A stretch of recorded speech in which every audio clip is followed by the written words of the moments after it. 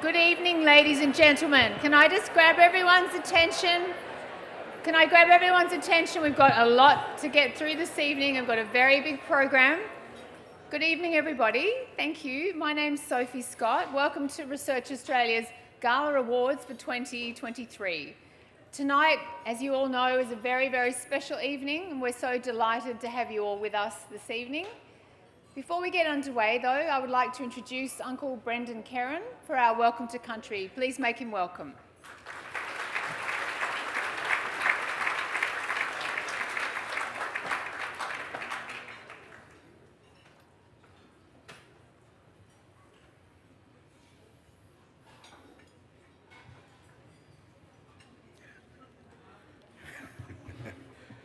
I'm already on my pedestal. Well, good evening, ladies and gentlemen. My name is Brendan. I'm here to do a Welcome to Country, and there's two things I'd like to very quickly share regarding a Welcome to Country. One, a Welcome to Country is not a welcome to Australia. Two, a Welcome to Country is not a ceremony that we've come up with to cater for white people, although it does pay a lot more. Welcome to Country ceremony is a ceremony to this day. Our countrymen, my countrymen, we don't walk on each other's lands unless we're welcomed on the lands and countries of our other nations, Aboriginal nations. It's disrespectful. It's no different than when you welcome someone to your house. You don't go to your neighbour's house and help yourself to their food and camp on the lounge and watch their TV. And that depends on what sort of relationship you have with your neighbours, but most of us wouldn't do that. And when you welcome someone to your house, it's the same with the Welcome to Country. Although when we have a traditional Welcome to Country, there are a lot of things that are part of the Welcome to Country, but just a few to name. We need to know where the toilets are.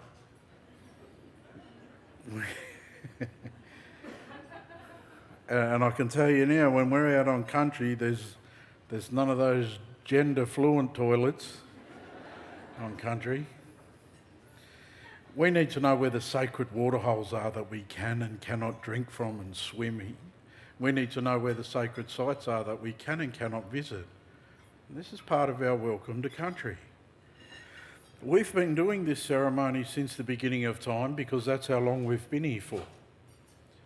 250,000 years plus BC. And the BC stands for before Cook. So it's always an honour for me to perform a Welcome to Country ceremony. I share a very brief history of country as part of my Welcome to Country. And when you get Welcome to Country, it's on the lands you're gathered on. And the lands you're gathered on here this evening traditionally belong to the Grass Tree people, the Gadigal. Gadi means grass tree, Gal means people, grass tree people. It's important to understand there's no traditional owners left within the Sydney area and the boundaries of the Eora Nation. No traditional owners left. This is why we have our Aboriginal land councils. Under our Land Rights Act, we are the cultural authority and the guardians and custodians of land within our boundaries. It's a very, very brief history of country because my history is your history. I live here, you live here. I can tell you the history of every race in this country. Of every race in this country. How many can say that about my people? And again, we are the world's oldest living continual. We've got to know something about something to have survived for so long, you would think. Just across the road here, Hyde Park. It's a meeting place, ceremony place. All the local clans used to get together, sort out their differences across the road in the park. Conservatory of Music is built on top of sacred initiation site for men. And that word Eora, as most of us have heard of that word Eora. Have most of us heard of that word? Is there anyone in the room that knows what it means? That word Eora means this place. And it came about with a conversation with one of Pomeroy's wives down at the Botanical Gardens. She was asked, "What do you call this place?" And she pointed and said, Eora. And the boundaries of the Eora Nation start at the ocean. They're surrounded by three of Australia's most beautiful rivers. We've got the Hawkesbury River, the Nepean River and the Georges Rivers. In between those three mighty and beautiful rivers, 29 tribes that make up the Eora Nation. And the name of the tribe you gathered on here this evening is Gadigal. So always first and foremost on behalf of those Gadigal ancestors, because their spirit is still in the lands and the waters. On behalf of Metropolitan Aboriginal Land Council as the cultural authority on these lands, it gives me great honour to welcome you here this evening. Welcome to Gadigal country. The Grass Tree people are custodians for two song lines, or two dreamings. One is the whale and the other is the eel. There are two journeys that the eel takes. One's from Parramatta, swims all the way down the rivers into Sydney Harbour. Goat Island, in our language, is called Meemau. Meemau is the head of the eel. From Sydney Harbour, this little eel swims all the way over to Vanuatu. Then he turns around, he comes all the way back. Not straight away, of course, but he turns around, he comes all the way back. Same journey, same rivers, back to Parramatta. The other journey of the eel, when we get over to the Centennial Park, the eels used to travel from there down to the settling ponds at Mascot, to walk across the land, the eel. So that's the eel dreaming. The other is the whale. And the whale dreaming is a very strong dreaming. It connects all clans on the east coast of Australia and also connects our nations, our nations from other nations. Anyone that's got a connection to the Pacific and has the whale, we're all connected. It's a whale dreaming. I was born in 1971, Crown Street Women's Hospital at Surrey Hills, and unfortunately that's the last place I ever felt my mother's touch. Crown Street Women's Hospital, Surrey Hills, 1971. I am the second generation of my family that's part of the kidnapped generation. Not stolen generation, kidnapped. My mother was taken at the age of 5. I never met my mother. 7 years ago I found my mother's grave, and when I found Mum's grave I found I'm one of 10 siblings. They're all being taken, and as I mentioned earlier, the second generation of family. That's my brief history of growing up here. I wasn't black enough to play with the black kids and not white enough to play with the white kids, so I copped it from both sides of the fence. And I gave it back on both sides of the fence as well. I lived in Marrickville for a while, and I remember there's a beautiful Maltese community in Marrickville. I'll never forget those old fellas talking to me in their language, and I was saying, I don't know what you're saying. I had no idea, and they'd say, I'm sorry, you look like you're from Malta. Are you sure you're not related to the Fenwics? So I moved to Newtown. I found the Greek community in Newtown.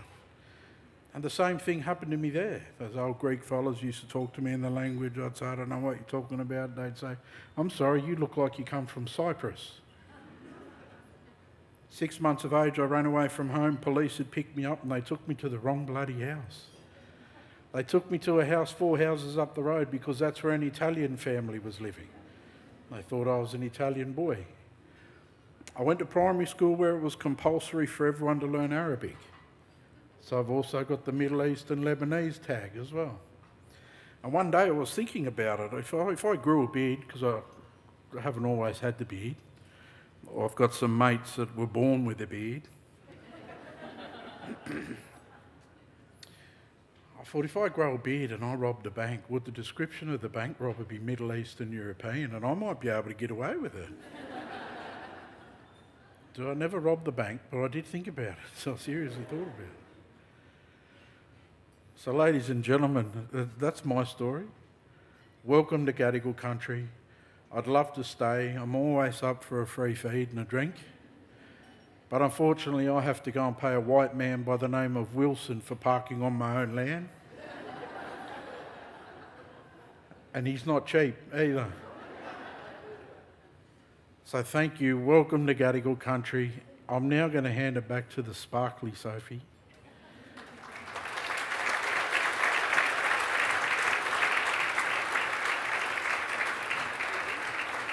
Thank you very much. Thank you. Very welcome. Thank you. Now I've got my height back. Thank you. Thank you. Give Uncle Brendan another round of applause. Thank you for sharing your story. Thank you for sharing your story with us, Uncle Brendan. So we know Research Australia's Gala Awards are always a special night, but tonight is even more special than usual. As you can see on the banner, it's the 20th anniversary of these awards. Awards which have recognised the best of the best. Some of you winners are in the room from all fields of science and research. And later on, you'll see we have some very special guests in the audience to acknowledge this important milestone. I've just got a very small amount of housekeeping. You can find a list of tonight's schedule and the menu in the official program on your desks. The results booklet will be handed out after the awards have been presented.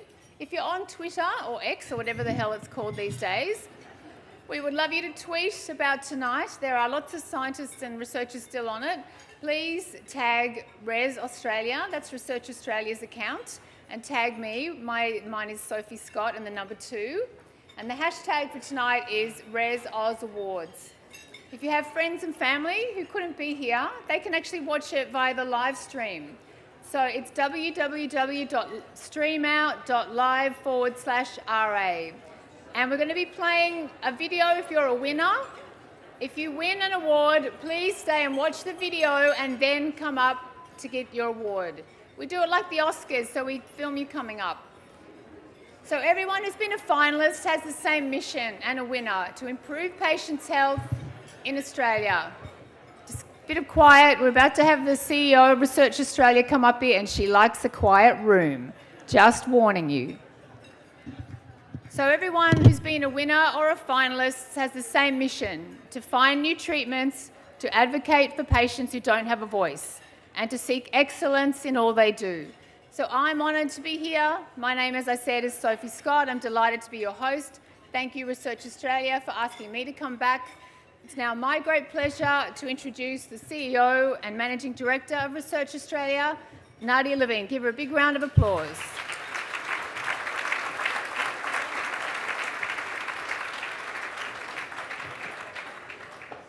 Thank you, Sophie, and good evening to everyone. What a wonderful welcome to country from Uncle Brendan Kieran. Research Australia took a very public position in support of a voice to Parliament. Health and medical researchers often see firsthand the disparity in health outcomes between non-Indigenous Australians and Aboriginal and Torres Strait Islanders. While the voice was one way to ensure First Australians continue to bring their experience and their lived experience to the formulation of health policy, it wasn't the only way. And we, as a sector, remain committed to closing the gap. And tonight we'll hear just some of the work being done alongside Aboriginal communities by many of the finalists and the winners, which is wonderful. Speaking of whom, welcome to the many brilliant Research Australia members from right across the health and medical research pipeline who are here tonight. You are the lifeblood of our organisation, and it is our absolute honour to be your voice of health and medical research in Australia. Tonight's celebration is for you. Celebrating alongside us are many friends from across government, both state and federal, and our thanks to you all for supporting Australian health and medical research and for being here tonight. I want to particularly welcome Australia's Chief Scientist, Dr. Cathy Foley, AO, Dr. Jean-Frédéric Lévesque, Deputy Secretary of the Ministry of Health's Clinical Innovation and Research Division, and Chief Executive of the Agency for Clinical Innovation. Dr. Mike Freelander MP, a long-time friend to us in this room and co-convener of the Parliamentary Friends of Health and Medical Research. Another friend, Senator the Honourable Anne Ruston, Shadow Minister for Health and Aged Care, who is here tonight representing the opposition leader, Peter Dutton. The Honourable Paul Fletcher MP, Shadow Minister for Science and the Arts. The Honourable David Harris MP, New South Wales Minister for Medical Research. And Ms Robin Preston MP, New South Wales Shadow Minister for Mental Health and Medical Research. And to the following members of Parliament, both state and federal: the Honourable Susan Carter, Dr. Amanda Conn, Dr. Matt Cross, Donna Davis, Jordan Lane, the Honourable Jackie Munro, the Honourable Cameron Murphy AM, and Michael Regan.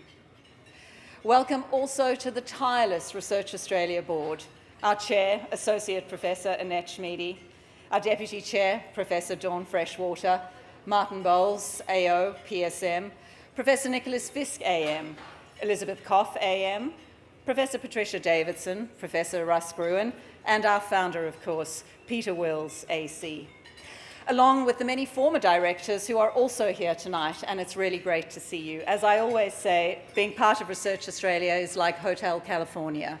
You can check out any time you like, but you can never leave. This year marks Research Australia's 20th awards, and so much of the research we're celebrating tonight could only have been dreamt about when these awards first took place. Our finalists are truly world-leading in so many areas of groundbreaking health and medical research, whether it be a better malaria vaccine or AI algorithms for tumour detection. All career stages are represented here tonight, from our wonderful early career researchers to our prestigious Peter Wills medalists. And I can see the table of the Wills medalists, including Professors Kathy North, AC, Nicholas Talley, AC, Kim Mulholland, John Shine, AC, and Brendan Murphy, AC. Names that truly demonstrate leadership across our sector. And just wait until you see who we're revealing tonight as this year's Peter Wills medalist. And I'll give you a little clue. They're the best thing since sliced bread. It's fair to say every researcher is worth their weight in gold. And if you take one message home tonight, let it be this: health and medical research is worth investing in. Take the two finalists working on treatments for back pain. With 1 in 6 Australians experiencing back problems, back and neck pain is estimated to cost the Australian health system almost $3.5 billion each year, or around 1.5% of our total health expenditure. Every researcher here has a vision for a smarter way to invest in research, whether it be discovery research or translational research. And I think we can all agree that better health starts with health innovation. For the first time this evening, we are thrilled to present the Digital Health Technology Award. So from neuromodulation to biomedicine to AI and apps that are breaking down barriers for clinicians, for patients and researchers, this award recognises the best emerging innovative technology. Digital health technology presents an opportunity to make health systems more efficient, more sustainable, and significantly to enable greater equity of access. So whether you're in Bondi, Bourke, or Borroloola, all of us stand to reap the benefits of the innovation that's now taking place. Think back to 20 years ago. It was in 2003 that the first human genome was fully sequenced. So, aside from genomic sequencing revealing that we are 75% genetically similar to chickens and 60% genetically similar to banana plants, it also revealed the genetic causes of a host of diseases, unlocking new diagnostic and treatment options. So imagine what's possible 20 years from now. Think of the medical research occurring hundreds of kilometres above Earth at the International Space Station, using microgravity to learn more about amyloid fibrils and the causes of Alzheimer's disease, through to culturing endothelial cells, which line the walls of blood vessels, which means we can explore safer and more cost-effective cancer treatments. Through 2 decades of these awards, we have celebrated the guiding lights of health and medical research in Australia. And looking back on the year since our last awards, I'm pleased to say that the federal government has listened to Research Australia and others in the sector, and we welcome Minister Butler's commitment to a national health and medical research strategy. Somewhat impatiently, I might add, but full of hope nonetheless. You will recall it was at these awards last year in Melbourne that Minister Jed Carney announced the National Women's Health Advisory Council, tasked with improving the health outcomes for women and girls in Australia. Now, Research Australia continues to represent you, our members, in this and other important policy fora. So, what of the future? There is a transformational shift occurring in the world economy. The fourth industrial revolution is happening before our eyes. There is a fusion of biology with physical, computational, and social sciences, and this is changing our society. New technologies are being created at an extraordinary pace, and a pace that will only increase.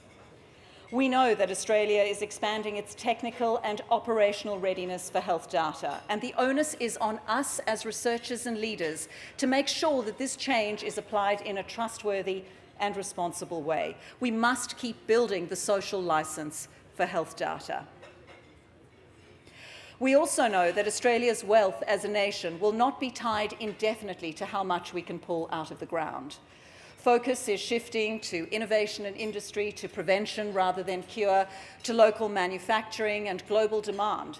And we need a clear assessment of the skills required for a changing and ageing population and to meet the needs of future industries in health. Almost every part of the medical workforce has a plan in place, with one very notable exception. There is no health and medical research workforce plan. A plan to ensure that we have the skills needed to build health systems of the future. This must form part of a national strategy for health and medical research. Our people are our greatest asset, and we repeat our call to government to commit to a health and medical research workforce strategy as an urgent priority. There has rightly been great concern at the rate of early to mid-career researchers moving on to other careers or even overseas where funding is more stable. And Research Australia will continue to strongly advocate for our crucial EMCR workforce. And this includes a push for a UK-style R&D concordat supporting the development of the next generation. We will also continue to strongly advocate for the deeper embedding of research in health systems, because as I think most of you in this room will agree, evidence shows that patients in research-active healthcare settings have better outcomes and they receive better care. And we know that patients are eager for the opportunity to engage in research. An active research environment also makes healthcare employers more attractive to clinicians, and it helps to retain staff.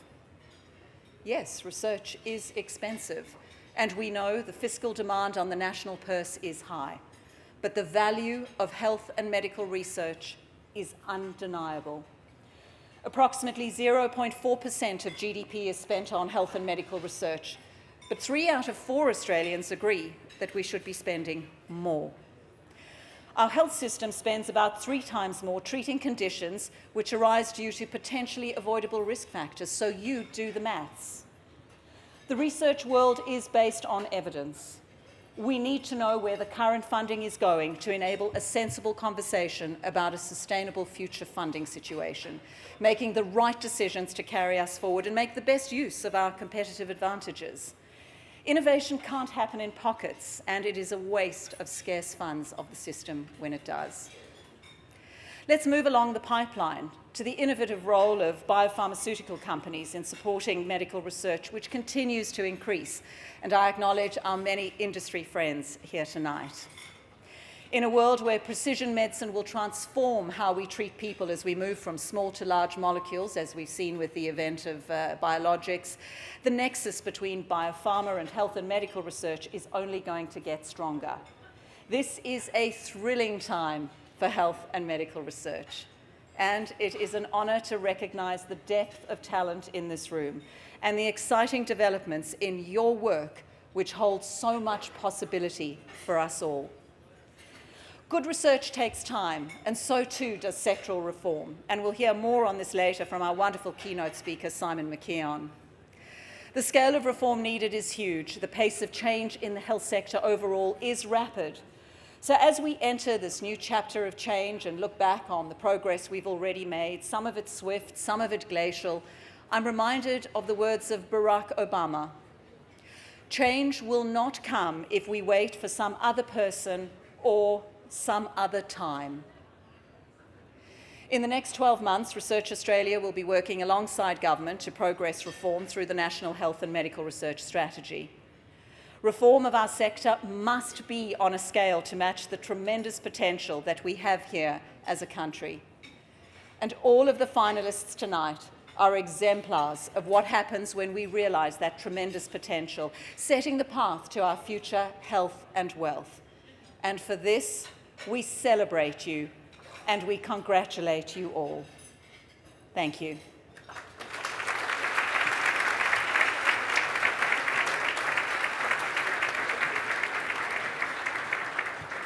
Thank you, Nadia. Thank you very much. Some real food for thought there. Now, we know, as Nadia said, we know how much funding is important for medical research, in particular government funding. Let's hear a special message from the Federal Health Minister, Mark Butler. Well, good evening and welcome everyone to Research Australia's Health and Medical Research Awards. I'm Mark Butler, the Minister for Health and Aged Care, and I'm recording this on the lands of the Kaurna people. I pay respects to First Nations elders, past, present and emerging, and extend that to all First Nations people who are taking part tonight. This year sees a milestone 20th anniversary of Research Australia celebrating and rewarding the enormous talent evident right across the health and medical research community. I'm delighted to add my congratulations to both Research Australia and tonight's nominees and finalists. You're all part of a tremendous track record of achievement and excellence in Australia. A record the Albanese government is very committed to upholding and extending. We want to strengthen and uphold Australia's health and medical research system, and we want to empower our outstanding researchers and institutions to solve the increasingly complex health challenges that face our community. To achieve this, we need funding right across the research pipeline, from discovery to implementation, balancing all aspects of research and innovation. We also need an efficient and effective funding system with streamlined and transparent processes that give everyone confidence and assurance and provide equity to everyone concerned. The challenge then becomes how to best distribute and govern the more than $1.5 billion in grants every year through the Medical Research Future Fund and the NHMRC's Medical Research Endowment account. We've listened to the sector, including Research Australia, calling for a more coordinated and consistent approach and plan. As a result of engagement, we're now looking to develop a proposed new overarching national strategy for health and medical research in Australia to deliver the best outcomes for Australians. This will help underpin the hard work of our researchers and drive their efforts, just as it drives the widespread reforms we're undertaking across the broader healthcare system for consumers and patients. Tonight's finalists represent the best and the brightest of Australian health and medical research and showcases some of the best minds and talents that we have and must be proud of.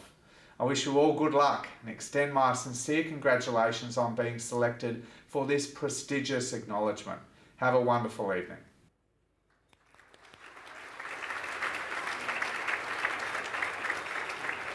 Thank you. It's now my pleasure to introduce our first award for this evening, the Data Innovation Award. Now in its third year, this award is given to a person or team who develops the most innovative way of gathering, sharing or interpreting data to advance health and medical research. This award is sponsored by the Digital Health CRC, and to announce the finalists and winner, please welcome Chair of Research Australia and CEO of the Digital Health CRC, Associate Professor Annette Schmiede. Give her a round of applause.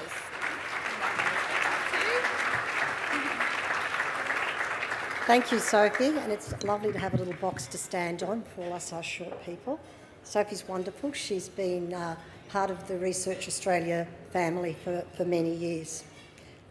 So it's a pleasure to be here again in Sydney. We were in Melbourne last year, and welcome to all those people that have come from Melbourne to join us here in Sydney tonight. As Chair of Research Australia Board, and on behalf of all our board members who are here this evening, I'd like to extend a very warm welcome to everybody at this wonderful gala event. You all look fabulous, and it's nice to get out of our working from home clothes. As Sophie said, during the day I'm the CEO of the Digital Health CRC, so I'm extremely heavily invested in this Data Innovation Award that we're about to give out this evening. It's the first award of the evening, and I think that says a lot about where data sits in the health and medical research firmament. A number of our CRC participating organisations are here tonight and researchers from our project, so I'm delighted to see you all here as well. But this award for data innovation is not just an award.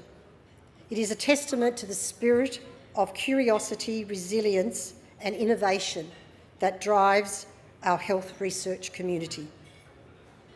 Data and its transformative role in our health is a core strategic priority for Research Australia and the whole of the health and medical research sector.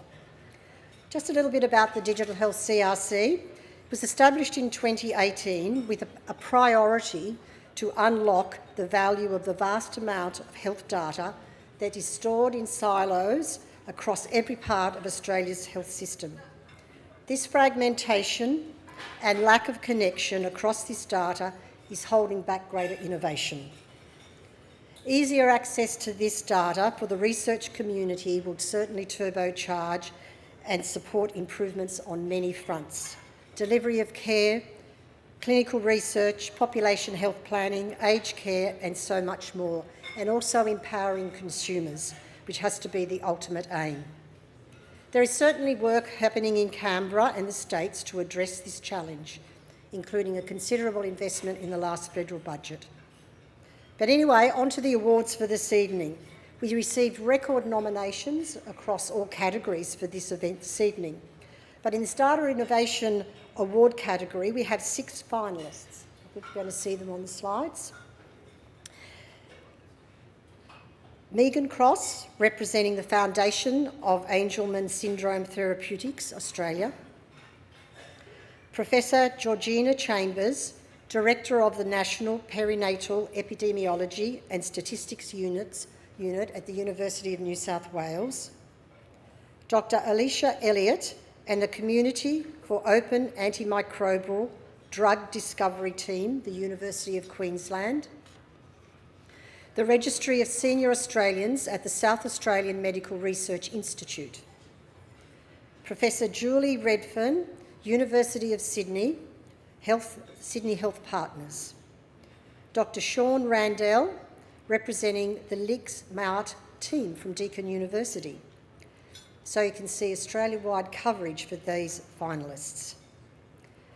We have 2 highly commended from the finalists. The first one is Dr. Alicia Elliott and the Community for Open Antimicrobial Drug Discovery. As the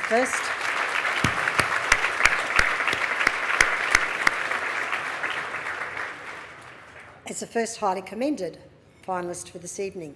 Dr. Elliott could not be here tonight, but Professor Mark Blakovich will accept the award.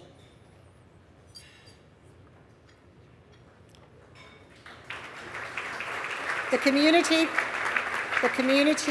for Open Antimicrobial Drug Discovery is the first not-for-profit initiative whose goal is to discover new antibiotics to combat drug-resistant infections. The team use AI to investigate over 320,000 compounds from more than 49 countries to understand which chemical structures and properties are responsible for both good antimicrobial activity and for bacterial and fungal pathogens.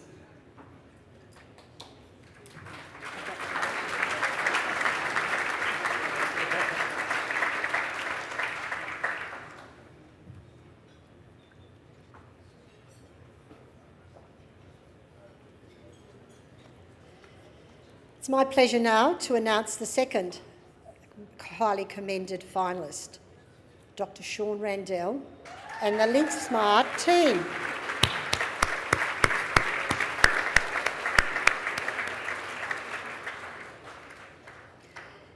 The LINC-SMART team include many internationally acclaimed experts who have developed an innovative, privacy-preserving record linkage method to improve data access and ensure patient privacy from health records.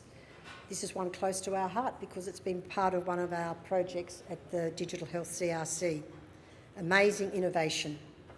This allows linkage to occur without releasing personal identifying information. The team's product innovation has received significant uptake across Australia, especially in the general practice area. By working with existing vendors, approximately 70% of Australian general practitioners have the capability for privacy-preserving linkage.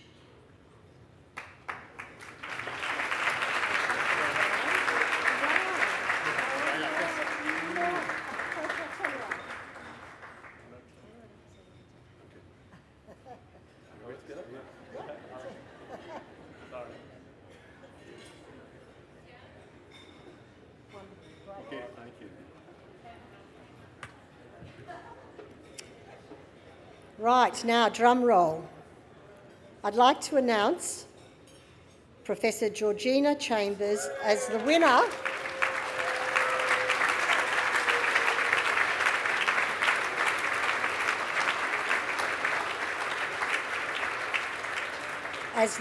of the Data Innovation Award for 2023. Professor Georgina Chambers and the group at National Perinatal Epidemiology and Statistic Unit, University of New South Wales, developed and launched the Your IVF Success website. It is the first Australian website to help consumers make informed decisions about IVF treatment. The website compares data from IVF clinics. It uses machine learning algorithms to provide patients with information about a personalised IVF journey and provides robust predictions of the chance of IVF success based on their personal characteristics. Now I'm going to ask Professor Georgina Chambers to come up here and say a few words.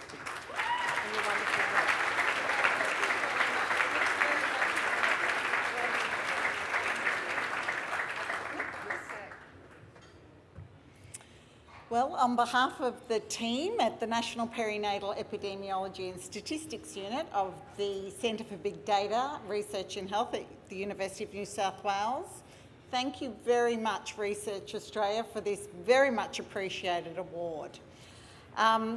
This project was driven by the need to make really complex health data accessible to patients. And by embracing co-production of the Your IVF Success website in partnership and hand in hand with clinicians and consumers, we were able to achieve that. The project was expertly project managed by Dr. Natasha Donnelly and Jade Newman, and the lead data scientists were the very talented Drs. Oisin Fitzgerald and Dr. Rapon Hall. Lastly, a huge thank you to Professor Louisa Jorm, who heads the incredible Centre for Big Data Research in Health, and our consumer partners, Access Network. Thank you.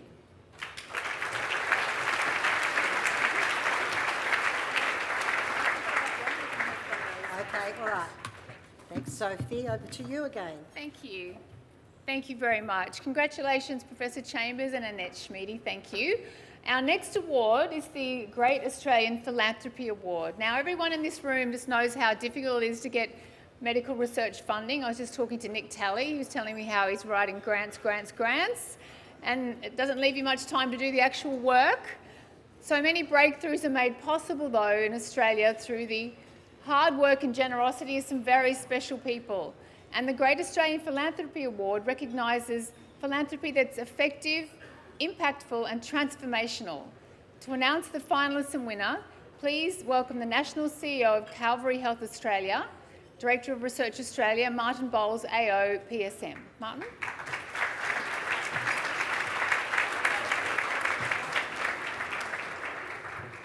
I am tall, aren't I? I might just stand to the side a little. Thank you very much for that intro, Sophie. Calvary Healthcare is a national hospital, aged and home care organisation. We deal with many different things across the entire country with the exception of Western Australia, and we have quite a significant research presence across our organisation. And for that reason, we became a foundation member of Research Australia, and it's absolutely fabulous to be here tonight, fabulous to be here also to present this award. So I'm going to get straight into it. So the finalists for the Great Australian Philanthropy Award are Ms. Chris Ashpole and the Goodman Foundation.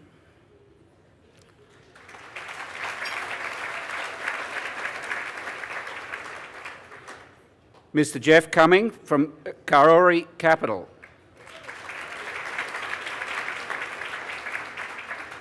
Mrs. Catherine Gonzalez Cork, Professional Real Estate.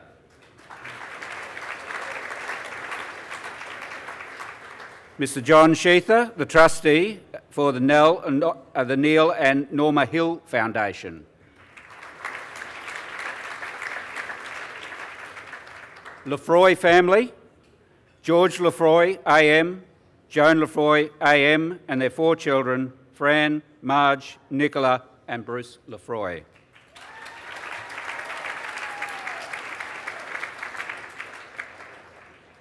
In this category, we have one highly commended finalist, and it's my great pleasure to announce Mrs. Catherine Gonzalez Cork and Professional Real Estate.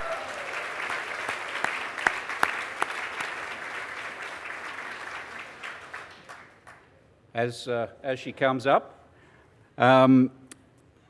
Professional Real Estate have been a proud philanthropic supporter and corporate partner of the National Breast Cancer Foundation for 19 years, contributing over $4.2 million to fund breast cancer research.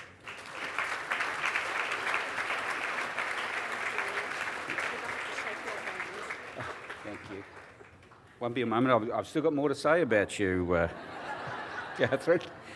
Getting excited there. Professional members donate $20 from every house sold, and their staff engage in grassroots philanthropy, which has been seen in the main streets of various towns turning pink. They host pink ribbon breakfasts, movie nights, barefoot bowls, and charity golf days. Pretty good for $4.2 million. Professionals Real Estate supported the establishment of the world-first clinical trials to test the safety and effectiveness of anti-cancer drugs for patients with hard-to-treat breast cancers, and the development of a revolutionary microscope slide capable of detecting early-stage breast cancer. Congratulations, Catherine.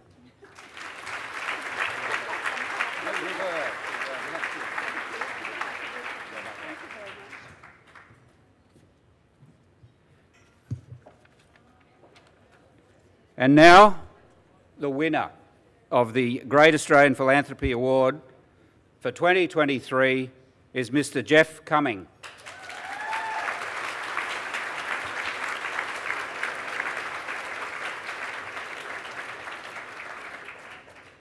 Jeff is a Canadian philanthropist and businessman who is focused on making global-scale impact through his vision and generosity. In August 2022, Jeff Cumming donated $250 million to the University of Melbourne to establish the Cumming Global Centre for Pandemic Therapeutics. The centre will focus on addressing a critical gap in pandemic preparedness to advance the science behind antiviral therapeutics. Jeff has bestowed his gifts because of his belief in the incredible scientific leadership and research capability in this country, Australia. His philanthropic vision will enable global collaboration to provide world-leading pandemic research centred right here in Australia. At a time of his nomination, this is believed to be the largest ever philanthropic donation to an Australian medical research. Mr. Cumming is represented tonight by Mr. Jesse Marble. Please make Jesse welcome as he accepts on behalf of Jeff Cumming and Kaori Capital.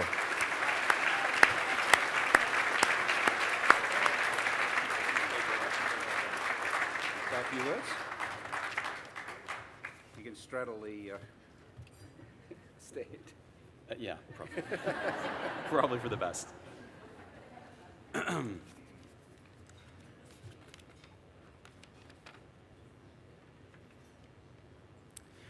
Well, thank you very much. Jeff would have loved to have been here tonight in person, but I'm honoured to accept this award for great Australian philanthropy on his behalf. The Cumming Global Centre for Pandemic Therapeutics is one of the things that Jeff is most proud of in his life, and I know how much he appreciates the endorsement of its mission and vision through this award. I also know that Jeff is happy just to be part of this outstanding group of nominees who are all working together to advance health and medical research. It's very inspiring to see.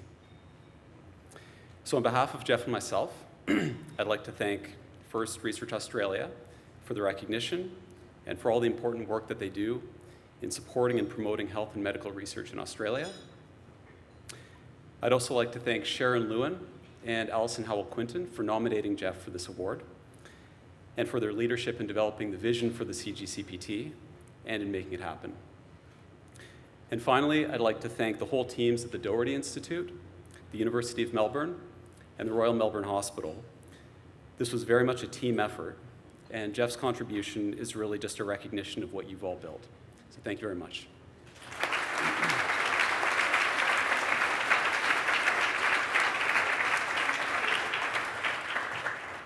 Thank you, Jesse. Thank you, Martin. And again, congratulations to Jeff Cumming for that amazing donation to the Doherty for the next pandemic. Let's hope that's a while off. Let's hope that's a long while off. So, as you all know, nights like tonight can't happen without sponsors. So, it's so important that we have sponsors to make nights like tonight possible. One of tonight's premium sponsors is the University of New South Wales. And to speak, please welcome Deputy Vice-Chancellor of Research at UNSW, Professor Nicholas Fisk, AM. Here he comes.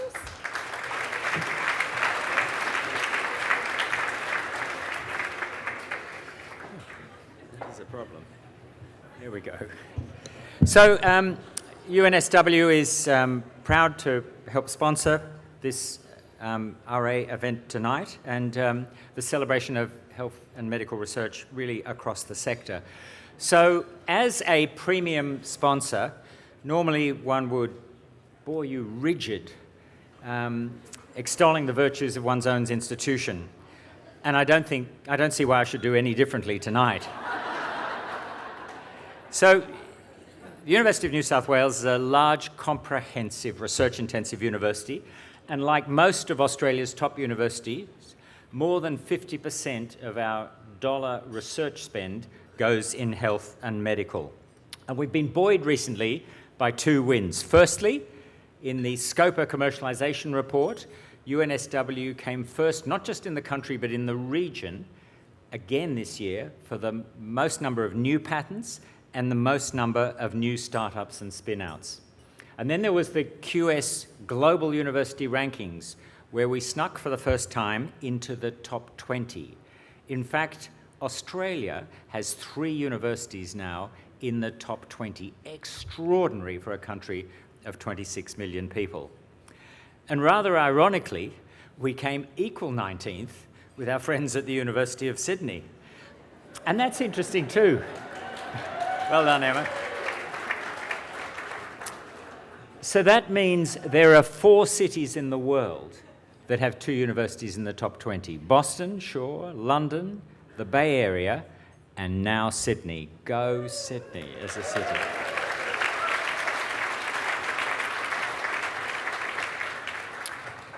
So I think a healthy mix of collaboration and competition's actually good for performance between universities, between medical research institutes, between cities and between states. And here I must acknowledge the long-run dominance of Melbourne in health and medical research. But I think we're beginning to give them a run for the money. We were watching the final scores being posted last year for awarded NH and MRC dollars in 2022. And in a photo finish, Monash just pipped us by $600,000 to post $123 million for the year. So well done them. Photo finish, but we wanted a VAR, a video-assisted replay, because one of our medical research institutes, necessarily at the 11th hour, had to sneak one in through their own institution and immediately transferred it to us. So where does that leave us? I'm claiming bragging rights, but the scoreboard, unfortunately, won't change. I just want to make 3 points about our efforts in health and medical research. One is that we have established ambitious R&D consortia. There's our RNA Institute we established, got going from the university with $25 million during COVID.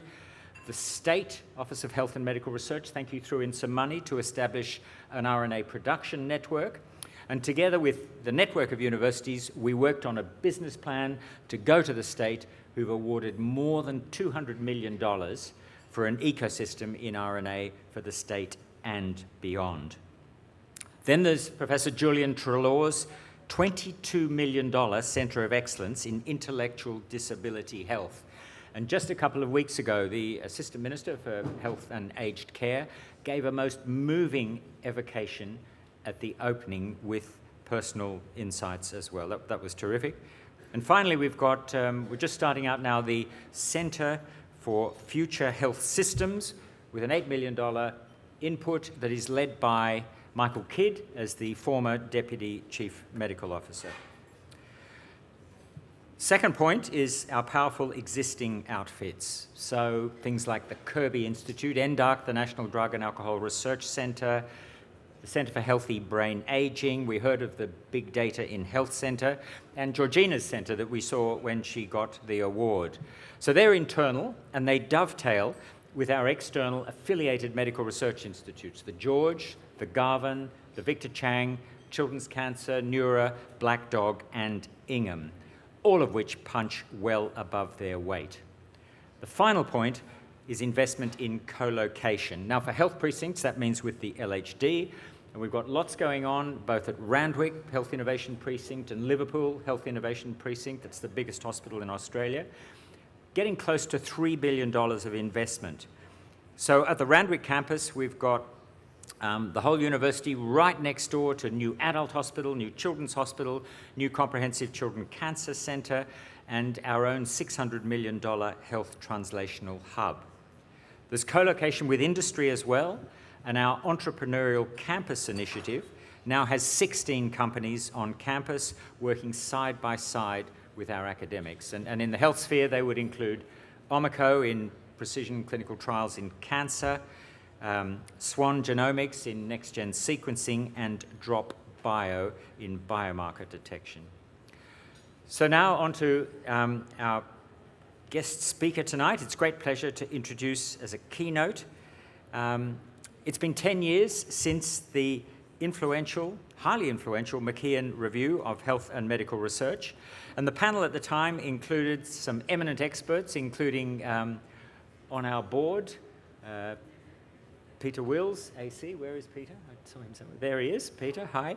As well as our former director, Professor Melissa Little, also AC. So the review was chaired by Simon McKeon, AO, best known nationally perhaps for being Australian of the Year in 2011. There's his wonderful philanthropic work, as well as his various roles in research organisations. He chaired CSIRO, and he's the current Chancellor of Monash University. But he's an interesting individual off-piste as well. Think speed.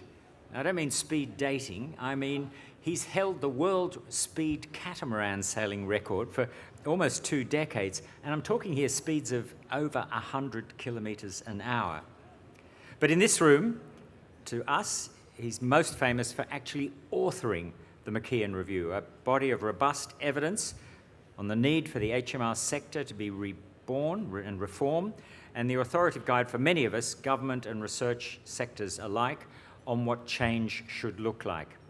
Now, as a director of Research Australia, I know firsthand how influential the McKeon Review has been in informing the policy work done by Research Australia as the national peak body for health and medical research in getting the National Health and Medical Research Strategy across the line, which we heard attested to by Minister Butler just now. So long-run, big-scale policy reform can take a decade or more really to pack its punches and to filter through. So as we are now at the 10-year anniversary of the McKeon Review, Simon McKeon is quoted widely for his philanthropic work as saying, "The more you give, the more you receive," Well, Simon gave his all to the McKeon Review. The question is, did we get back as much as he expected? Please welcome to the stage Simon McKeon, AO.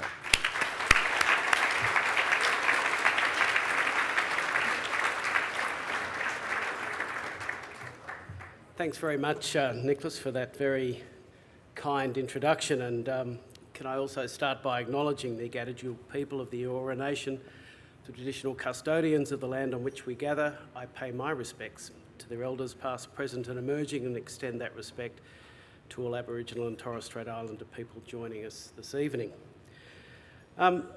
This is a massive night. I mean, what a room.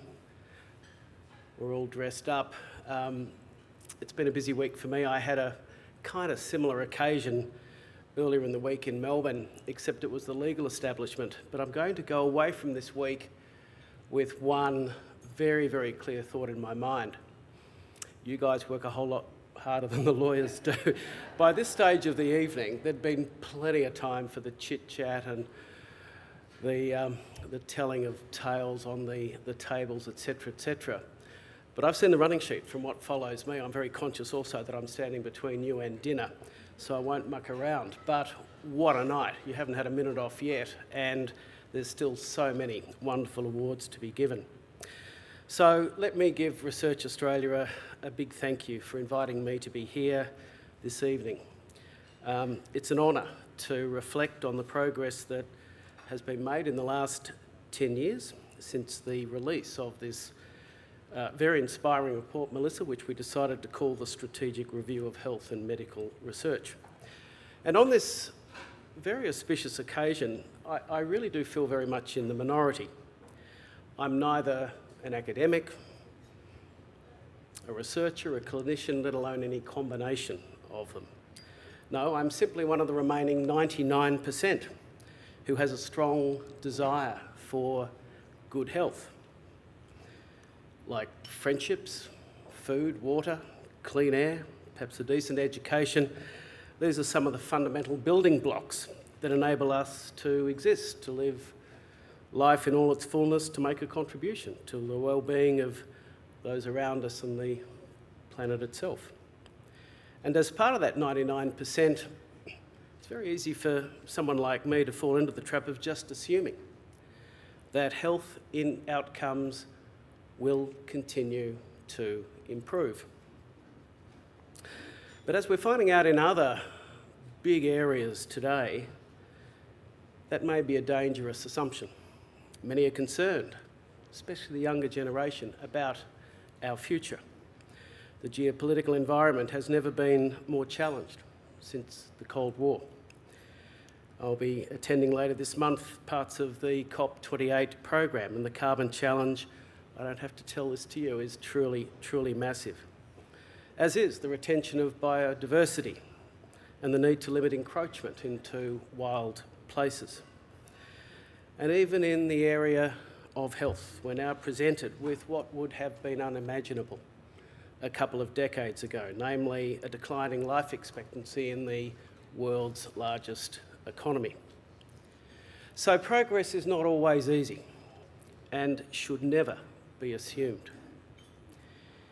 2011, the federal government asked me to chair a fabulous and talented panel to investigate the state of health and medical research in Australia and to make recommendations about the strategic direction of your sector. And whilst there were many positives about Australia's health system and the health and medical research sector, the government had at the time some real concerns about rising and unsustainable cost of health care. And we saw significant opportunities to reduce inefficiency and improve performance. And there was recognition that research could play a significant role in developing these solutions.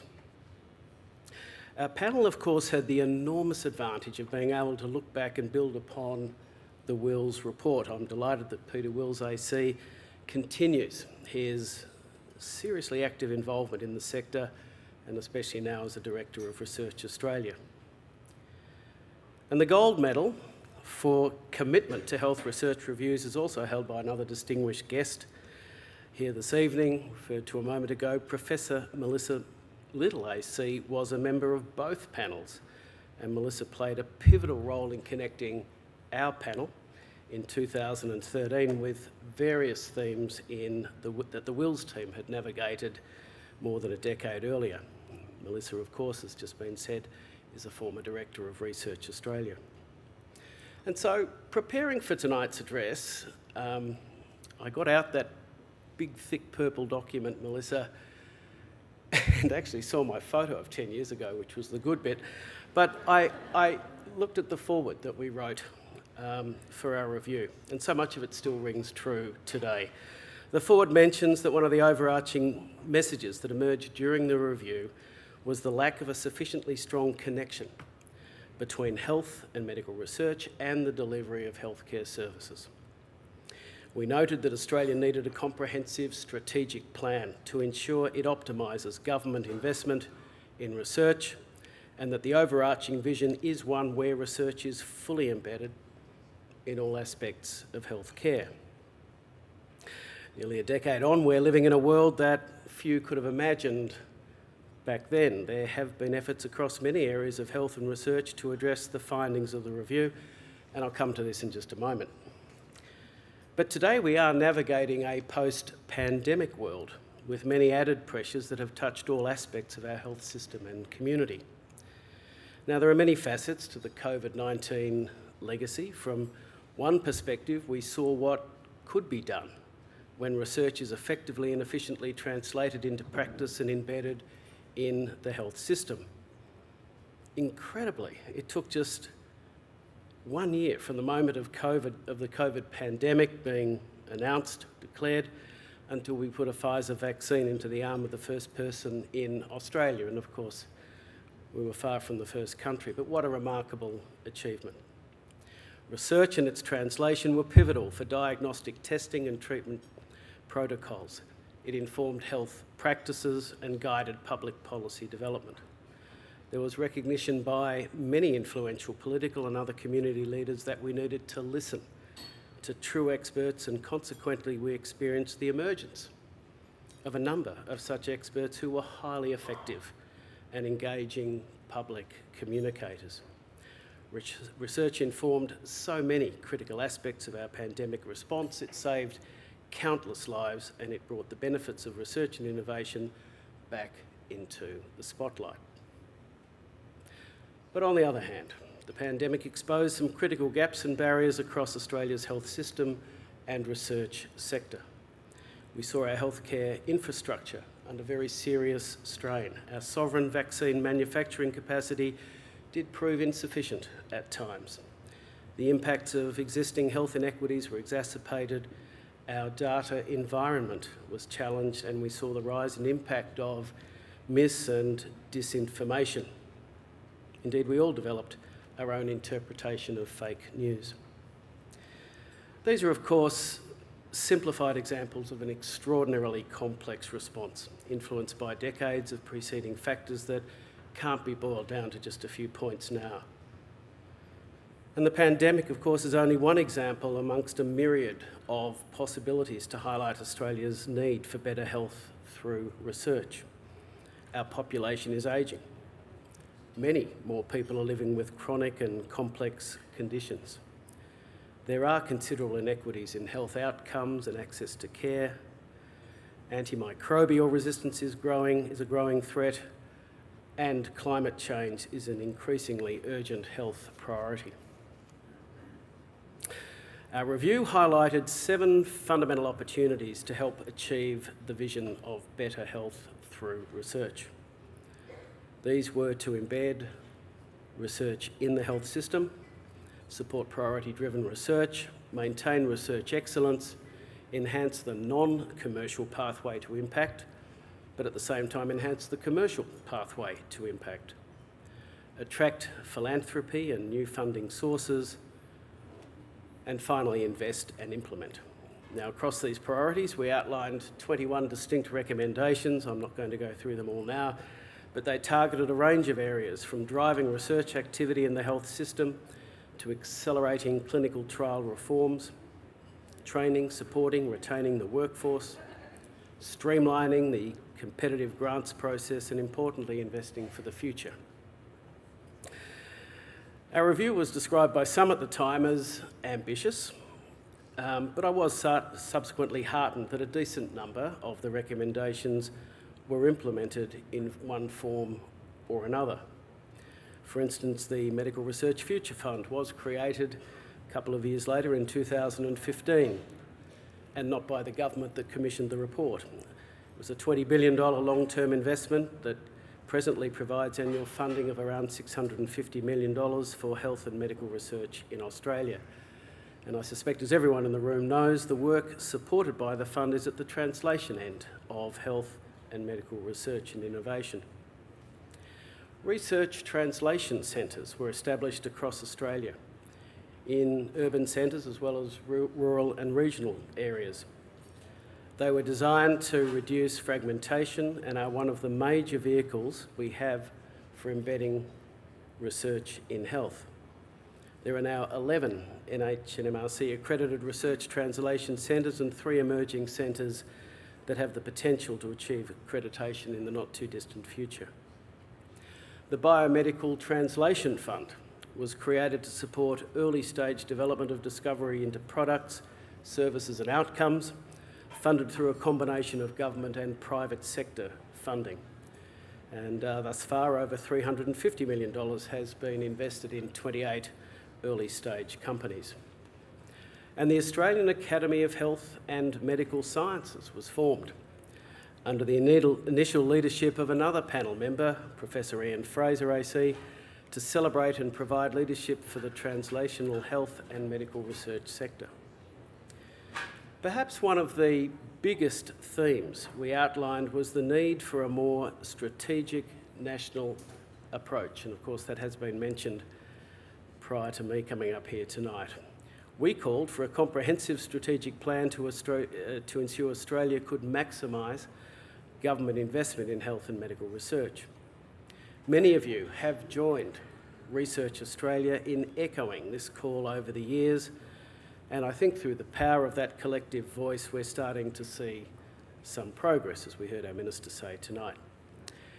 10 years on from the review, the government is in the midst of developing Australia's first national strategy for health and medical research. We should applaud these efforts. This is a fantastic opportunity to the value of health and medical research investment and to make sure major funds such as the MRFF and the NHMRC are maximising their impact. Earlier I mentioned some of Australia's biggest health challenges. Our system must come together under an overarching strategy to be able to tackle these challenges. I know each of us here has spent at least some time imagining a system in which we do have an optimal balance of research across pipelines that can be translated effectively and efficiently to improve Australia's health outcomes. Imagine what we could achieve if we had the right pipeline to tackle diabetes or heart disease, or to close the health gap for Aboriginal and Torres Strait Islander peoples. But too often it's a little bit higgledy-piggledy and responsive. The review identified several opportunities still relevant today that could inform a national health and medical research strategy. First, embedding research and innovation in the health system. The sentence I'm about to read came straight out of the report 10 years ago. While Australia performs groundbreaking health and medical research within its universities, research institutions and companies, increasing pressure to deliver healthcare services has restricted research activity in the health system. The same sentence is as relevant today as ever. In fact, some organisations have instigated this exact topic as an acknowledgement that the issues we outlined in the review still plague our system today.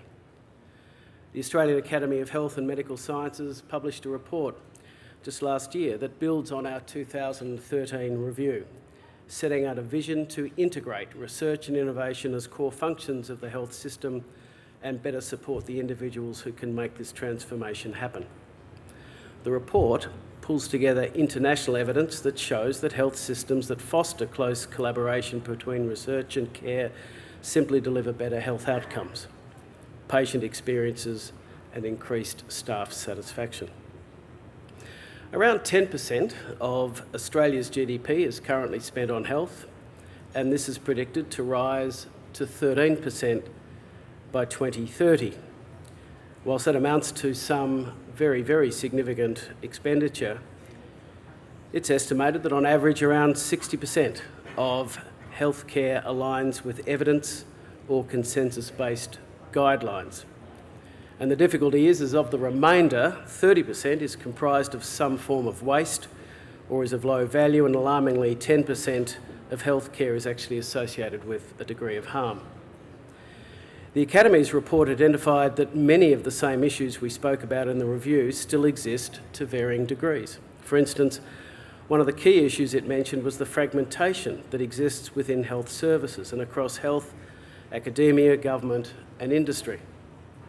And so the aged care sector and general practice are funded federally, while public hospitals are funded by the states and territories. Health and medical researchers are predominantly located in research institutes, universities and public hospitals. The Academy highlighted the need to build research capacity within the health professional workforce. Clinician researchers are central to a workforce that can embed research in the health system, and yet we still do not know with any precision how many clinicians are involved in Australian research. There are insufficient training pathways and substantial barriers for those pursuing this career path. We're also still lacking a thorough understanding of health and medical research funding. We have an ever more complex ecosystem of different funding sources interacting independently and in conjunction with one another. It's just very hard to track this funding. The Academy's report outlined a 3-year plan towards overcoming these and other barriers for better embedding research and innovation as a core function of the health system. And the plan is based around 4 pillars: building a skilled and enabled health research workforce, including a cohort of world-class clinician researchers; maximising the value of current investments in research and innovation through targeted funding; fostering stronger consumer and community involvement in research and innovation; and building integrated teams and cross-sector collaboration. Ultimately, we know that Australians want to receive more research-informed healthcare. For the past decade, Australians have consistently ranked health, including health research, among the most important areas for public investment. Embedding research and innovation in the health system is just part of the picture. 10 years ago, on from the review, early and mid-year researchers across all disciplines, they still face considerable challenges that are becoming increasingly burdensome and appear to be actively disincentivising a choice between this career path. And we're talking here about the future of health and medical research. We simply have to find a better way to grow the talent pool. The costs of conducting research are also increasing. When we published the review in 2013, the indirect costs of research were on average 60 cents in the research dollar. AMRI published a report last year which showed that for every dollar spent on research, a further 63 cents is now needed to cover the indirect costs of research. That represents the largest rise in indirect costs in many years.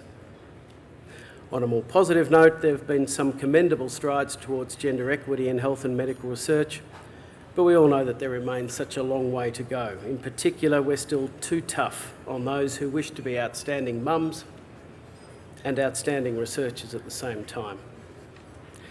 Ladies and gentlemen, I could say so much more, but I fear that some of tonight's recipients are going to start throwing things at me shortly, and the whole room will throw things at me because they can't get their main course.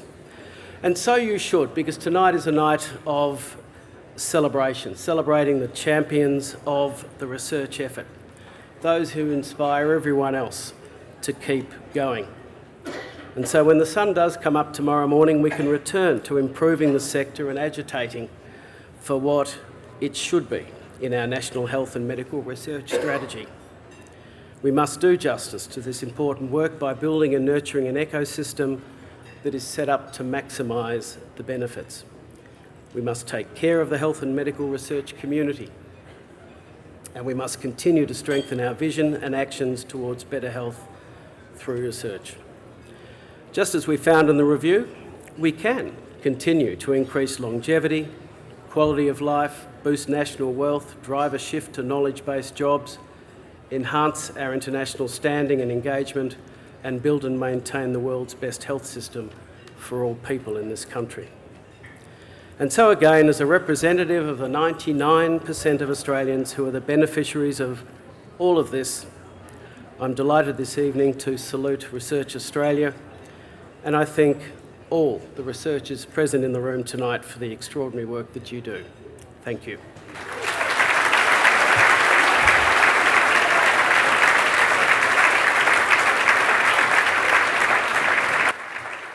Thank you, Simon. Thank you for your insight.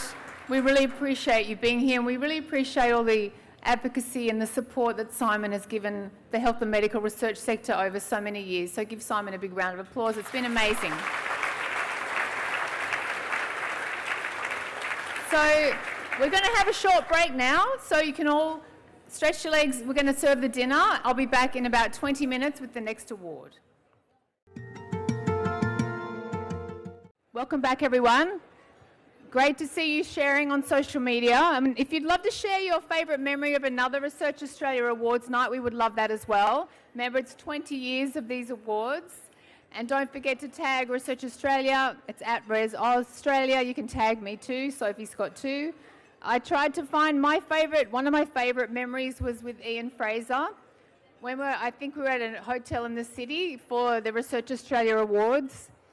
And I had a strapless gold dress on, and I'm sort of leaning over Ian Fraser as if I don't have any clothes on. So it was slightly embarrassing, but... So, talking about the digital age, there's no doubt we're living in the digital age, particularly when it comes to science and medicine. And to reflect that, we have a new award this evening.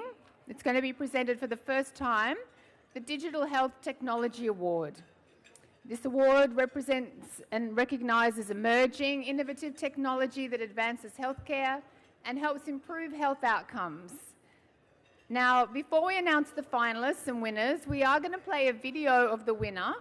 So if you are announced as the winner, don't come rushing up on the stage straight away. We'd love to play the video of you before you come up and say a few words. So to announce the finalists and the winners, please welcome Professor Dawn Freshwater, Deputy Chair, Research Australia, and Vice-Chancellor, University of Auckland. Here she is. Give her a round of applause.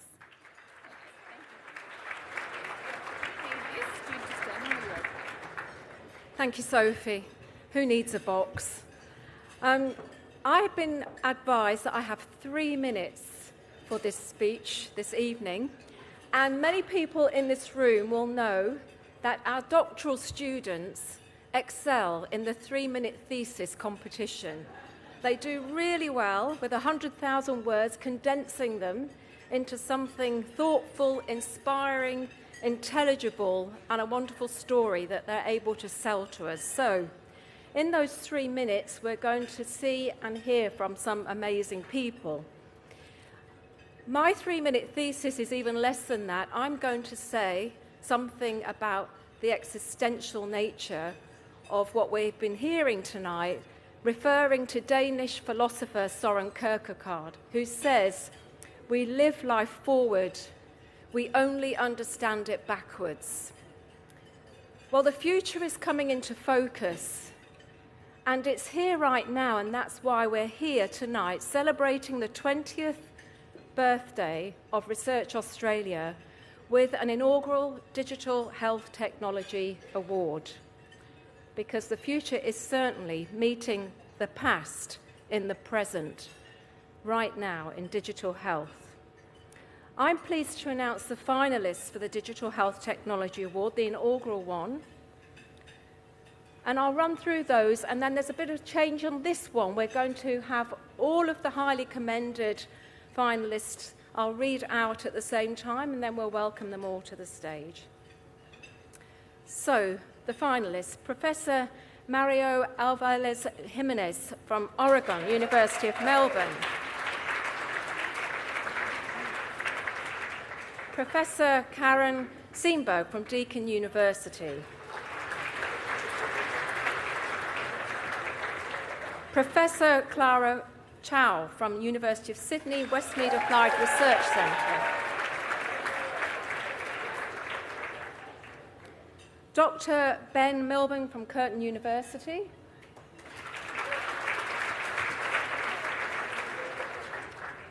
Associate Professor Angus Turner from the Lions Eye Institute.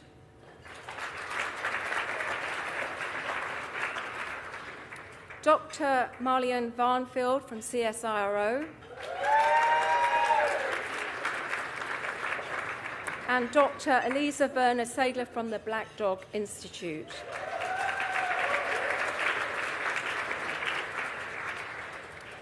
Now, tonight we have 4 highly commended finalists, and I'm delighted to announce, first off, Professor Chow from University of Sydney, Westmead Applied Research Centre as a highly commended finalist.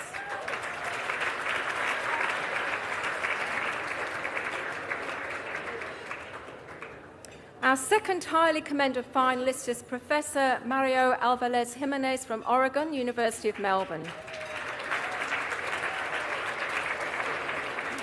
Now, unfortunately, Professor Jimenez is unable to attend this evening. We are going to have Dr. Jennifer Nicholas accepting the award on his behalf. The third highly commended finalist I'm pleased to announce is Dr. Elisa Werner Sadler from the Black Dog Institute.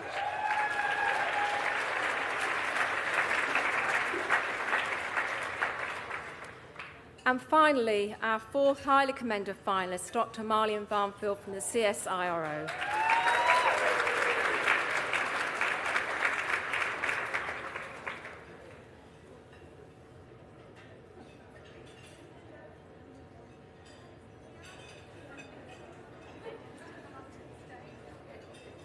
So if those 4 highly commended finalists would come up to the stage.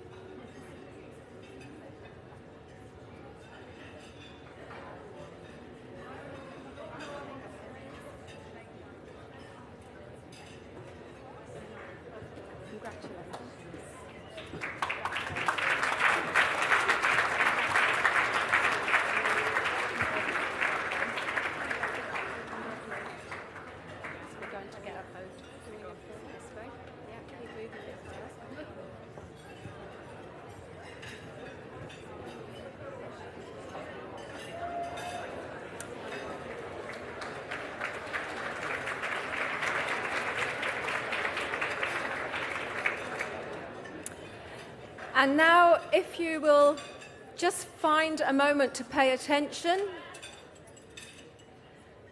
to congratulate the winner of the Digital Health Technology Award for 2023, and it's Associate Professor Angus Turner from the Lions Eye Institute.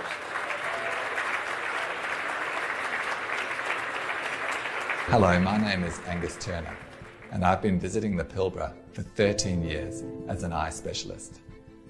Diabetes is a major cause of blindness, but 98% is preventable with early treatment, and yet only 20% of people living in the Pilbara have had the required eye check. For the last 4 years, Lions Outback Vision has been working with Google to ensure that artificial intelligence tools are validated for Aboriginal people living in Western Australia. The results have just been published in a top journal and are astounding. AI is better than specialists at detecting disease. We will introduce Australia's first retinal camera with fully integrated AI in a mobile vehicle that can travel off-road to any community.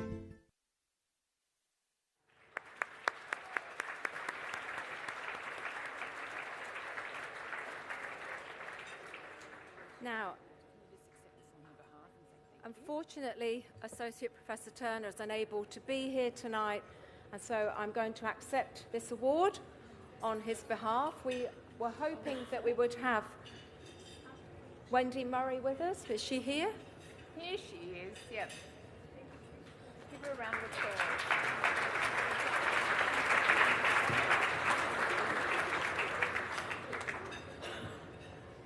Do you want to say a few words? Yeah, I do.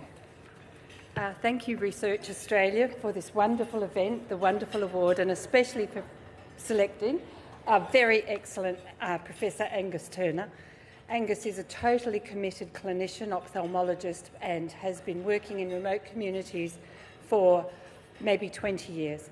He is committed to solving the main 3 impediments to better health and closing the gap in eye health of distance, so the region that he services, the Kimberley Goldfields and Pilbara, is twice the size of New South Wales. He has servicing those people. There's a great deal of disadvantage in systemic disease, particularly Aboriginal people, and the eye is the window to those systemic diseases. So bringing in artificial intelligence is allowing the Aboriginal health workers to use the technology in communities and then relay diagnoses and so on for earlier diagnosis and treatment. It's wonderful. So thank you. Thank you. Thank you. Thank you very much. Thank you, Wendy, and congratulations, Professor Turner. It's now my pleasure to introduce our next presenter for the Advocacy Award. He's been a paediatrician in Sydney's West for 37 years. Since 2016, Dr. Mike Freelander has been the federal MP for the seat of Macarthur. Please give a warm welcome to the Honourable Dr. Mike Freelander.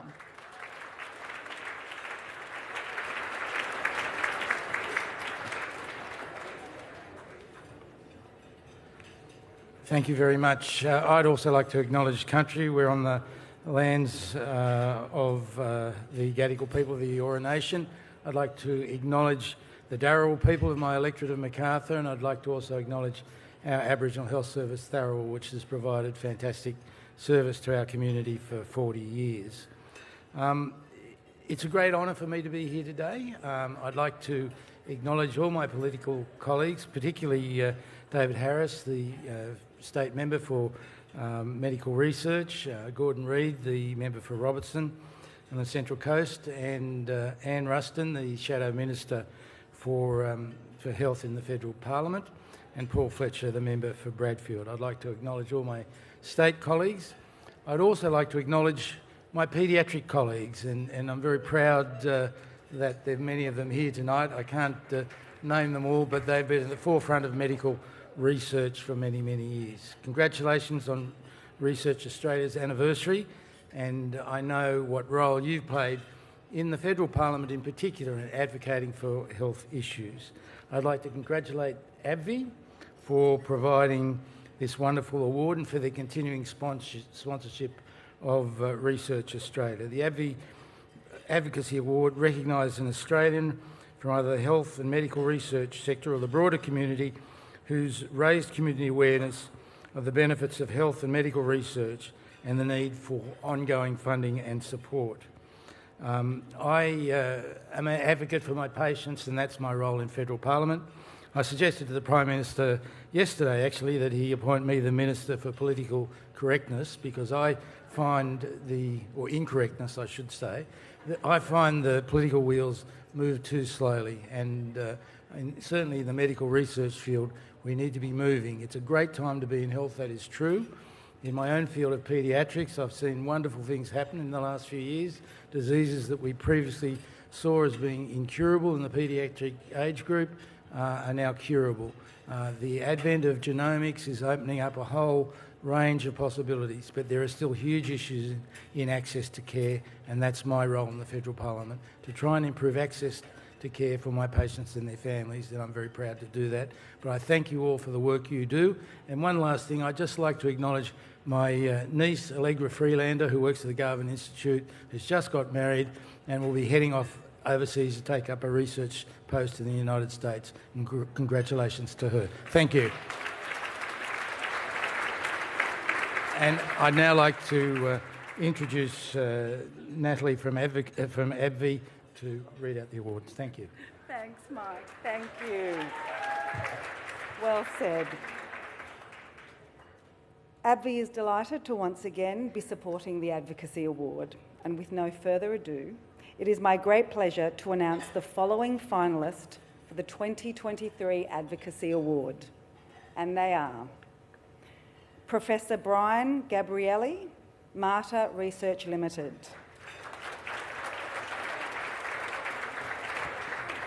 Mrs. Catherine Hughes, Immunisation Foundation of Australia. Mr. Cole Reynolds, OAM, the Kids Cancer Project.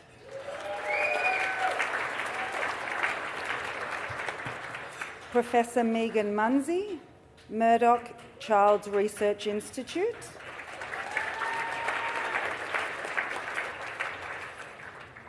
Mr. Michel Itel, Lung Foundation Australia.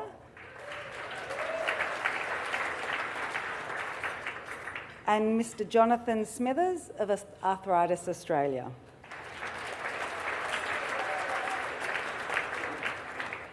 So we have two highly commended finalists tonight, and it is my great pleasure to announce first, Mrs. Catherine Hughes.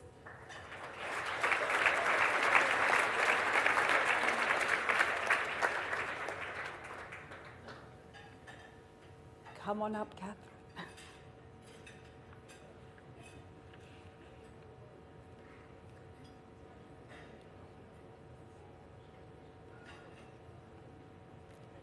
And the second goes to Professor Megan Munsey.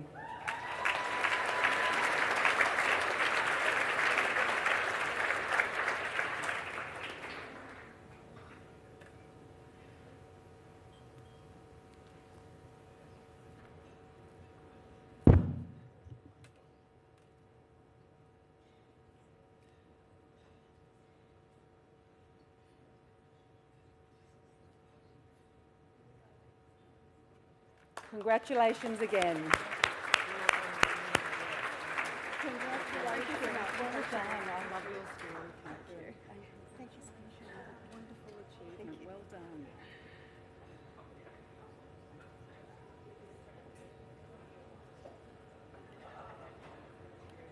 And the winner of the Health and Medical Research Advocacy Award for 2023 is Mr. Cole Reynolds.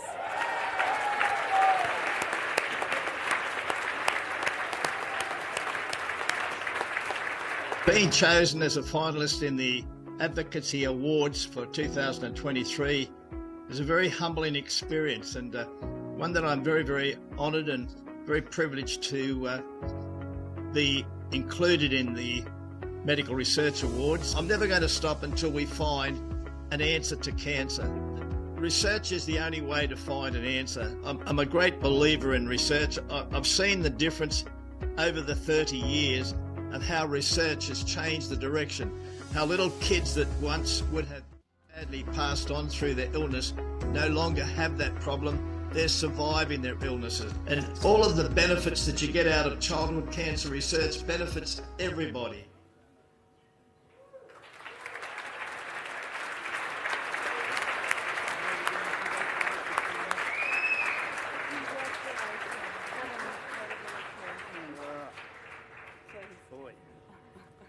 That is mind-blowing. Thank you so much, ladies and gentlemen. I've been a tourist coach driver, driving tourists all over Australia, and I must get this part over in first. I had the pleasure of driving a 40-foot tourist coach with 48 passengers on board down the highway at 100 kilometres an hour with the door closed, and I had the microphone and they couldn't get out. It was the most wonderful life I had for all those years. That's what led me into childhood cancer, because I stopped my tourist coach when it was empty outside the front at a pedestrian crossing of the old Royal Alexandra Hospital for Children in Piedmont Bridge Road, Camperdown. Saw two bald kids crossing the road, decided that I wanted to do something for them, parked the vehicle, it was empty. I don't know why I went down Piedmont Bridge Road. I should have gone up another road back to the depot at Alexandria. What made me go down there, I haven't the foggiest idea to this day.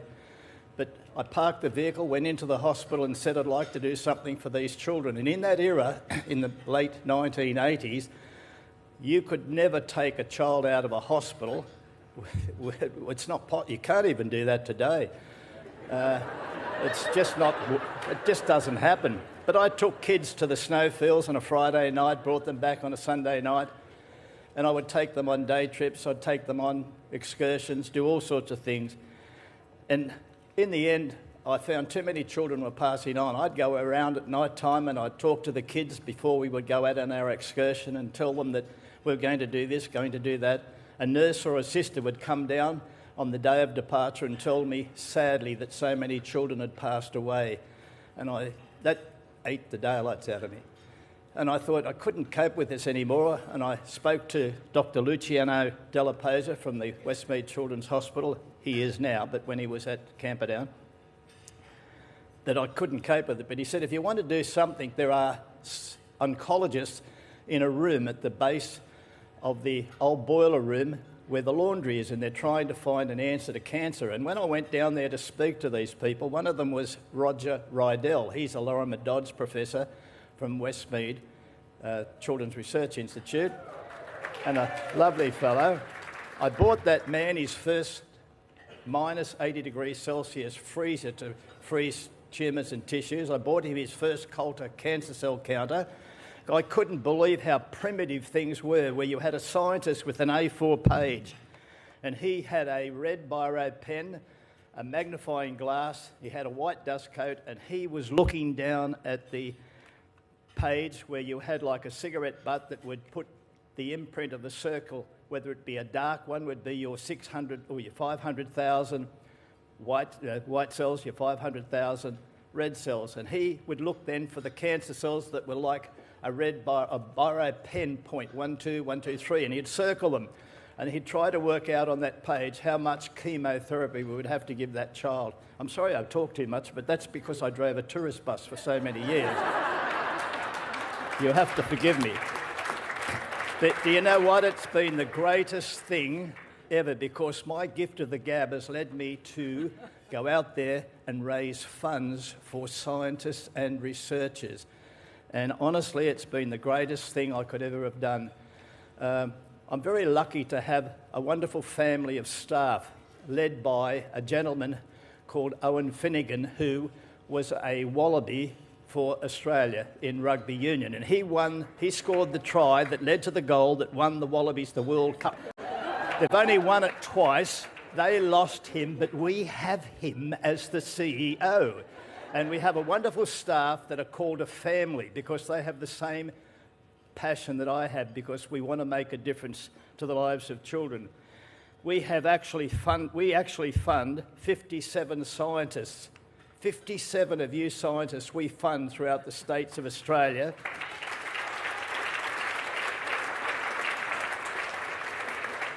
They're working on 41 research projects in 26 institutions. We fund that.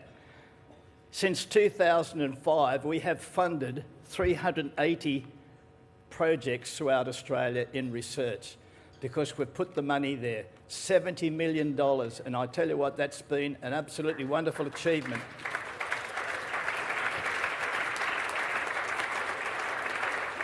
This year is our 30th year of funding childhood cancer, and what I wanted to do is, with due respects to the people in their more mellowing and maturing years like me, there are young up-and-coming scientists that have different innovative ideas.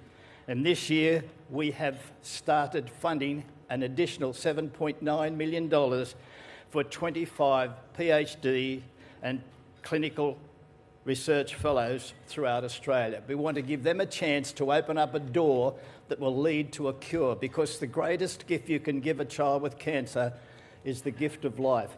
And I don't believe in that word impossible. It's just purely a word in a dictionary. I had the pleasure of being near Professor Ian Fraser when I was awarded the Golden Harold Award after he won it. Now, that man had a dream, and he worked out a formula for girls for cervical cancer. Now, in his lifetime as a scientist, he has done that. Now that treatment goes to girls all over the world. So you people, you scientists in this room, you have dreams just like I have. I had a dream as a tourist coach driver. I wanted to make a difference, and look what we've done. And I still have that passion. I've got to go shortly because I talk too much. I'm going to get in trouble. We love I've got to go. I'm going to get in trouble. I've got to go. I've got to go. But God, there's more. There really is more.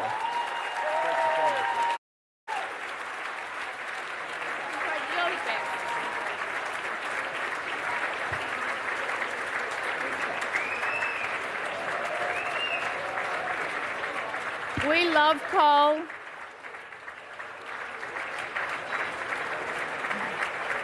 He's amazing. He deserves a big, big round of applause. He deserves that. We need more Cole Reynolds like that. Just someone who saw something, decided to make a difference, and what a difference he's made, and such a great award to give a great man. So, congratulations, Cole.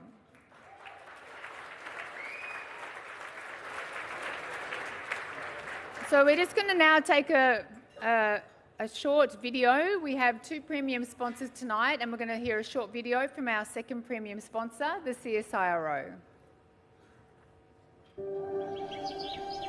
It's really incalculable. It's really difficult to calculate what a healthy population means. Big challenges are generally what scientists like to tackle. A big idea would be something that helps a lot of people, that is changing the way we do science. It takes an incredible team of diagnosticians, disease researchers and engineers and trades to solve these big problems. CSIRO's role broadly is to go toe-to-toe with the big challenges that Australia faces, that our region faces and that the world faces. Australia has a really rich biotech and medtech sector, and CSIRO works really closely with that sector to advance all different aspects. It's often stated that it takes up to 17 years for a new health innovation to really be embedded in our healthcare system. One Health is where you recognise that the health of people and animals of the environment are really closely linked. It's a case of humans not just being one village on the earth, but actually sharing it with really significant ecosystems that we interact with all of the time. The impact of diseases on the community, on the agriculture sector, through their livestock, the impacts of those diseases can be massive. You know, we want to diagnose things properly. We're now in a complex world where diagnosis might require machine learning, AI to be able to pick up early stages of diseases. The big idea to me is making sure that we have a sustainable healthcare system. It's all about the research, discovery and the build in order to deliver at a global scale. It's an incredibly rewarding thing to do as a scientist. Every day we strive to bring these big ideas to life here. And I think we have to continue to support ideas where we're not sure where it might lead. Does that mean you don't even go there? I think that's wrong. I think you have to look at the possibilities in certain ideas and say, we're not sure where this might lead.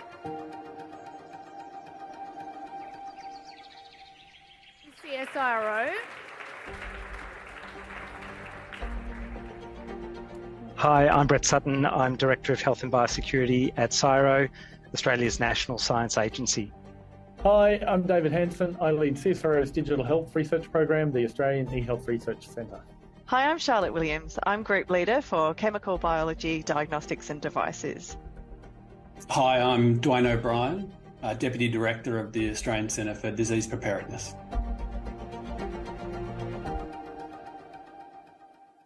Round of applause. There we go.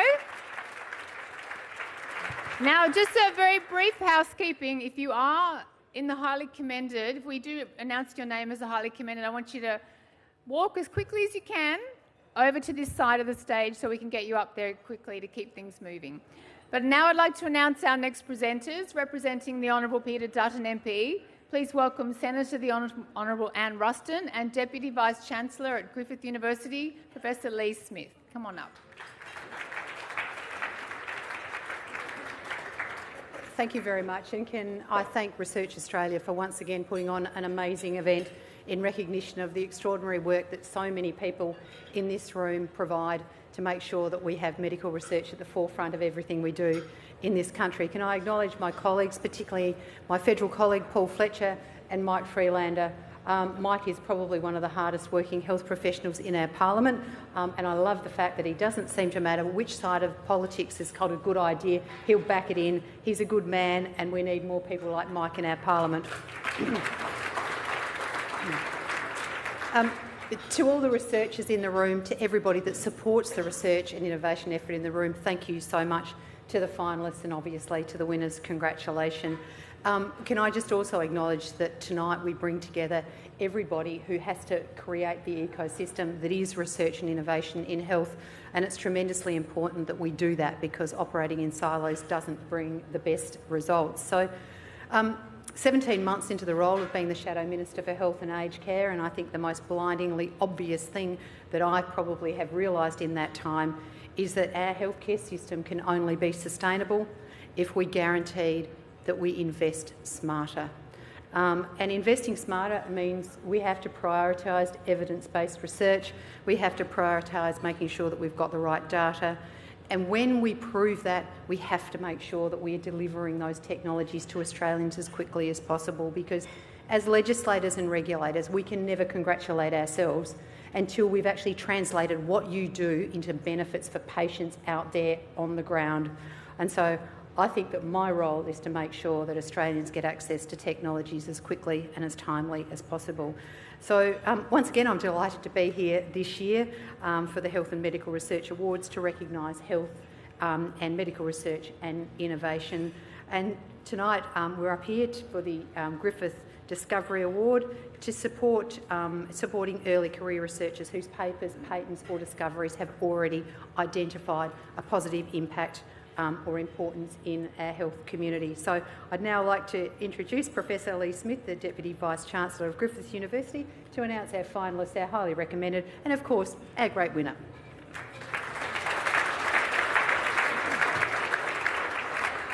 Thank you, Senator. Thank you. It's wonderful to be with you all tonight on this special night of recognition.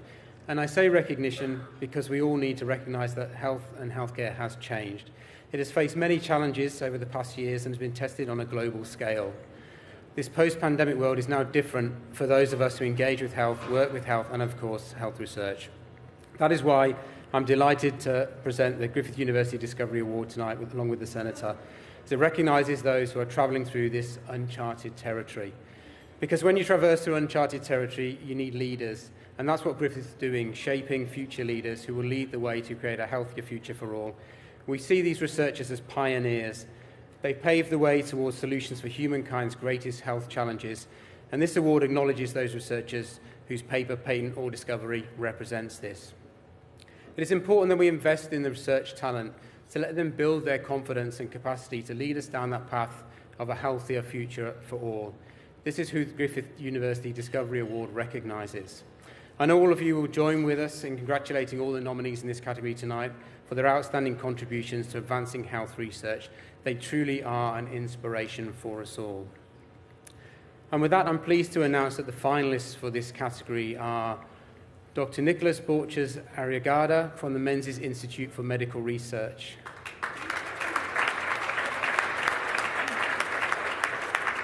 Dr. Aidan Cashin from the Neuroscience Research Australia at the University of New South Wales. Dr. Lawrence Don Wai Lu from the University of Technology, Sydney. Dr. Hannah Pitt from Deakin University.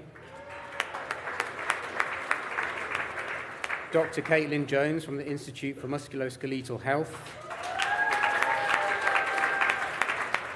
Dr. James Pang from Monash University. And Dr. Chloe Yap from the Mater Medical Research Institute. Now, we have 3 highly commended finalists tonight, and as I read their names, I'd ask them to come and join us at the edge of the stage. It's a great pleasure to announce that the first highly commended finalist is Dr. Aidan Cashin.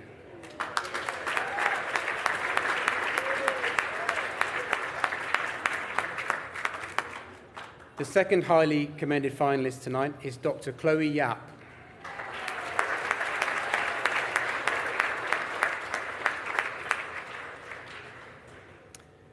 And the third highly commended finalist tonight is Dr. Lawrence Don Wai Liu.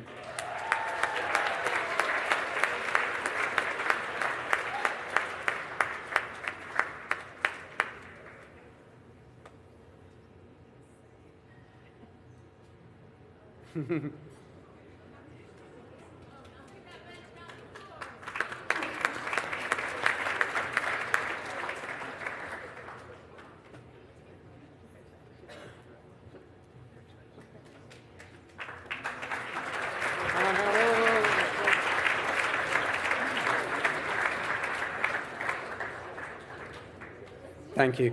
I'm now extremely delighted to announce that the winner of the Griffith University Discovery Award for 2023 is Dr. James Pang. Research is often a difficult journey, so an award like this is humbling and recognizes the hard work not just by myself, but more importantly our entire team at the Monash School of Psychological Sciences and the Turner Institute for Brain and Mental Health. My research focuses primarily on combining brain imaging with concepts from physics to better understand brain function in health and disease. In our recent study, we analyzed 10,000 brain maps acquired from people from all over the world, each map representing how our brain gets activated by unique cognitive tasks. And what we found was that the geometric structure of the brain, its size, contours, and folds, critically influences brain activity. This important relationship has been overlooked over the past several decades of research. This massive undertaking would not have been possible without the support of my supervisor, Professor Alex Fernita. I am incredibly grateful for his trust and guidance.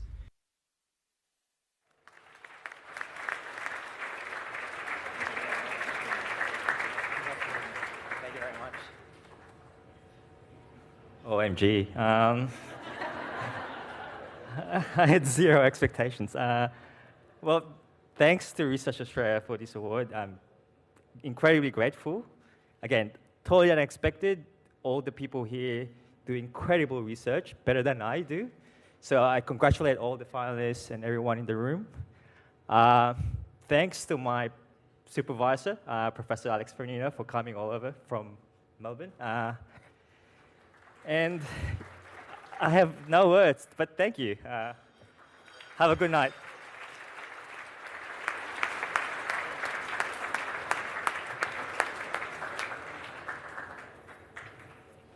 Thank you, James. Congratulations, and thank you to Senator Ruston and Professor Smith.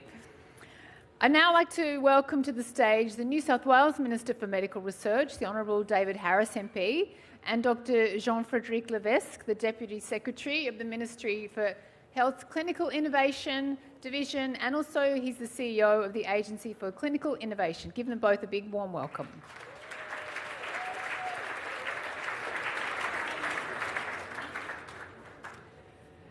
Thank you all. It's a great pleasure to be with you this evening. The New South Wales Government is pleased to once again sponsor the Health Services Research Award in recognition of those who have made outstanding advances in the improved delivery of Australian healthcare.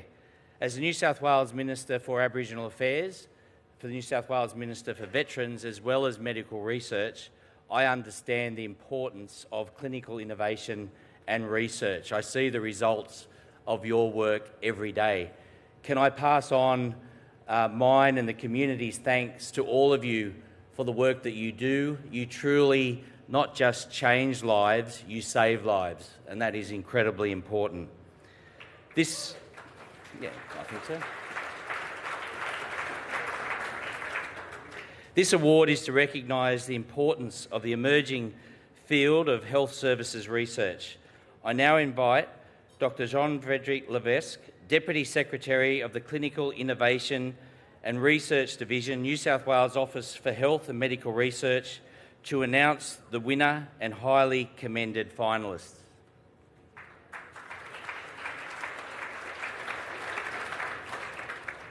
Thank you, Minister. It's really a pleasure for me to be here today and an honour to give this award. As a clinician, a health service researcher myself for many years, and now, of course, a public servant in government, I can tell you that health services research plays a vital role, very often enabling invention, discovery to translate into innovation for our patients. And that's today we've got many nominees that have outstanding research contributing to that goal. So it's my very great pleasure to announce the finalists for this year's Health Services Research Awards. First, Professor Emily Banks, AM, from the Australian National University.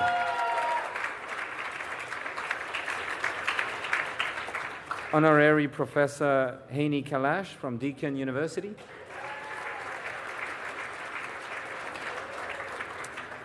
Dr. Nuala Gibson, Perth Children's Hospital. Dr. Gustavo Machado, the University of Sydney. Professor Michelle Sterling, University of Queensland. And Clinical Professor Devanshi Seth from the Centenary Institute and Sydney Local Health District. So we have two highly commended finalists tonight. So it's my great pleasure, and I invite the finalists to come to the stage when I nominate them. It's my great pleasure to first announce Dr. Gustavo Machado as the first highly commended finalist.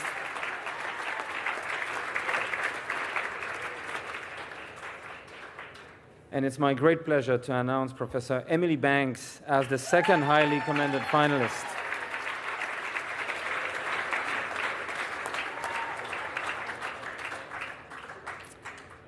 I think Emily is not there today, but Grace Joshi will accept the award on her behalf.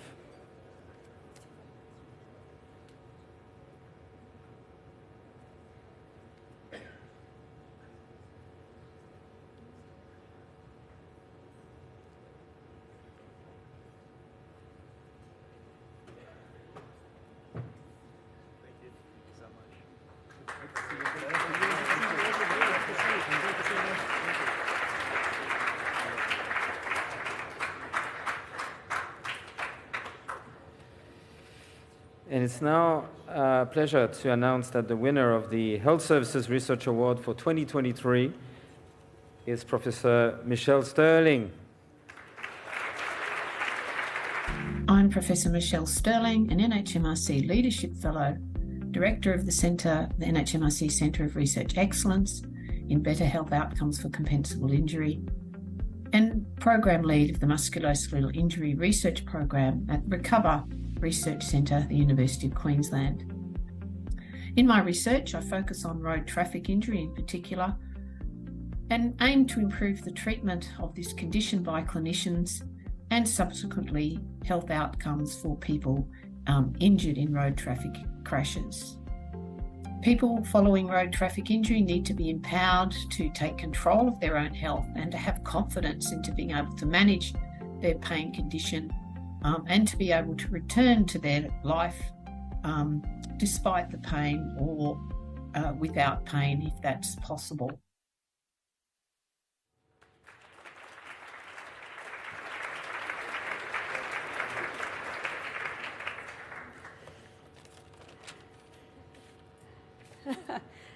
I'm honoured to accept this award on behalf of Professor Michelle Sterling, who regrettably couldn't be here tonight due to presenting at a conference in New Zealand.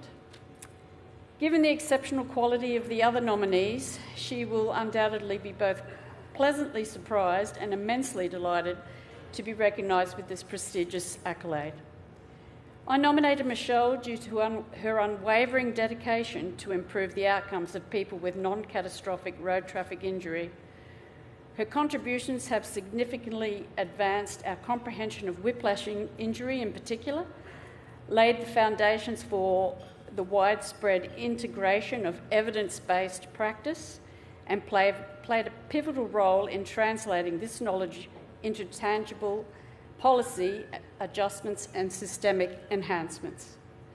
Congratulations to all nominees, finalists and award recipients here tonight. Thank you.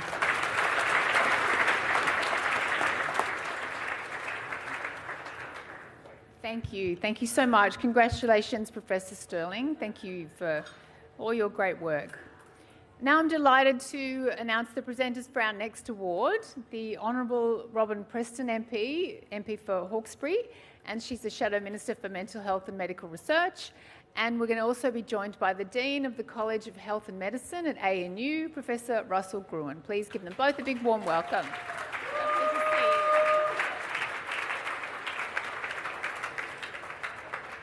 Good evening, everyone, and welcome. Can I acknowledge Uncle Brendan? Thank you very much for the welcome to country. And also, I want to acknowledge my colleagues from federal and state parliament as well. And we just saw Minister Harris here, who we're not even sparring partners. I think we're buddies in politics. And I think we need a few more politicians like Cole Reynolds. What do you reckon? Great qualities. But look, it's a pleasure to be here with you, and congratulations to Research Australia for putting on these awards again this year. I think you've been doing them for quite a while now, 20 years, and it's wonderful to be here for my first time. I'm in my role as Shadow Minister for Medical Research. I also have the Shadow Ministry for Mental Health and also Shadow Minister for Veterans. So can I acknowledge if we have any veterans in the room this evening? Thank you very much for your service as well. The Frontiers Research Award showcases Australia's potential to extend beyond existing knowledge and boundaries to transformative practical application. Australia is already a global leader in health and medical research excellence. The challenge is to leverage this advantage through bold leadership and game-changing innovation. And you know, as I look around the room here tonight, I think we all have something in common. Actually, a few things. I think we're explorers. We're all inquisitive. And just like politicians, we all strive to find solutions. And that's what you're all very good at. And it's about persistence and commitment. And just from my own personal viewpoint, for me to be a state member of parliament, it took me 18 pre-selections to get here. So, and most girls in politics would walk away after 2. So,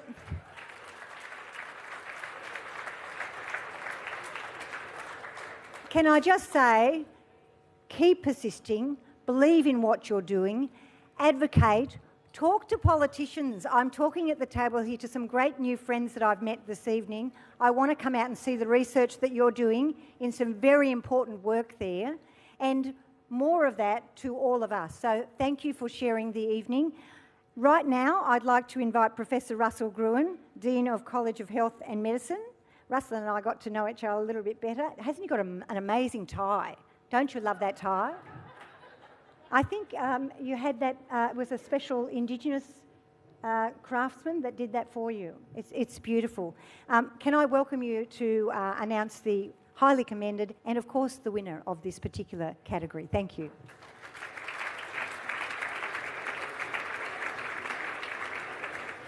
Thanks, Robin.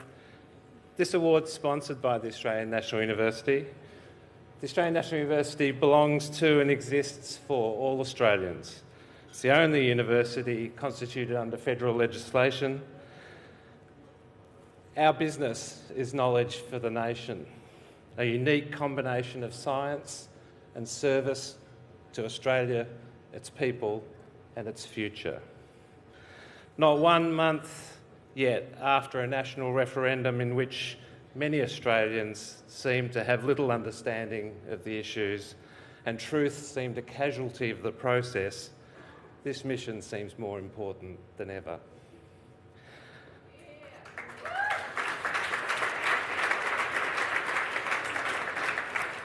With knowledge for the nation in our DNA, all of us at ANU are proud to sponsor this award for the 4th year, the Research Australia Frontiers Research Award, that recognises an individual, team or corporate that is transforming health outcomes through bold leadership that extends knowledge and pushes the boundaries of practical application.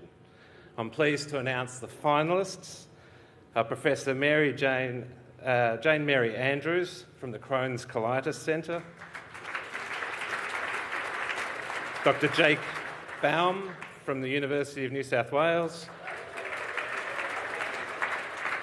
Professor Jürgen Goetz from the Queensland Brain Institute, the Just-in-Time Tumour Implants team that includes Stryker, RMIT University, UTS, University of Sydney, University of Melbourne and St Vincent's, Associate Professor David Gallego Ortega from the University of Technology, Sydney, and Professor Enzo Perello from the Murdoch Children's Research Institute. We've got 2 highly commended finalists, and I'll invite you both up to the stage, and I want to tell everybody a little bit about your work as you're coming up to the stage. So the first is Associate Professor David Gallego Ortega. Associate Professor Ortega and his team developed Alton, a medical device that's a 3D tissue preservation system that keeps tumour biopsies alive in the lab. Alton opens a new era of personalised cancer medicine, enabling simultaneous testing of multiple drugs directly in a biopsy from the same patient so that the best treatment can be chosen for each patient each time. Alton presents an opportunity to revolutionise the trajectory of cancer patients' lives by identifying the optimal evidence-based treatment. The second highly commended finalist is the Just-in-Time Tumour Implants team.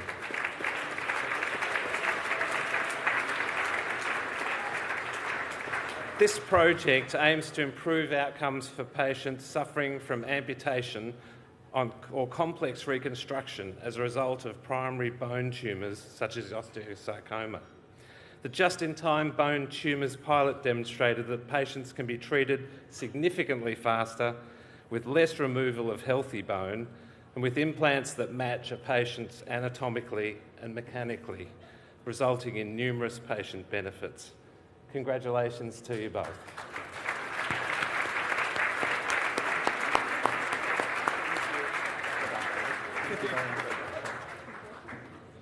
Love you.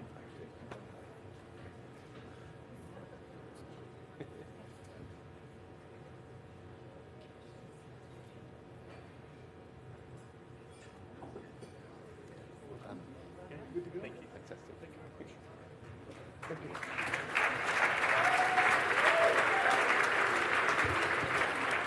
And the winner of the Frontiers Research Award, sponsored by the Australian National University for 2023, is Professor Jake Baum. And this award means a lot to me in that it acknowledges the research work that my team and I have been doing over the last, more than a decade, more like 15 years. And our work on malaria. Malaria is a disease that still kills a child every minute or so. About 600,000 children die each year from the disease, and many hundreds of millions of people are exposed to it each year across the world, predominantly the developing world, in particular low to middle income countries.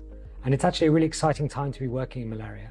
As many of you will be aware, a couple of years ago, the WHO licensed the first malaria vaccine, and the second one was actually only a few weeks ago licensed by the WHO.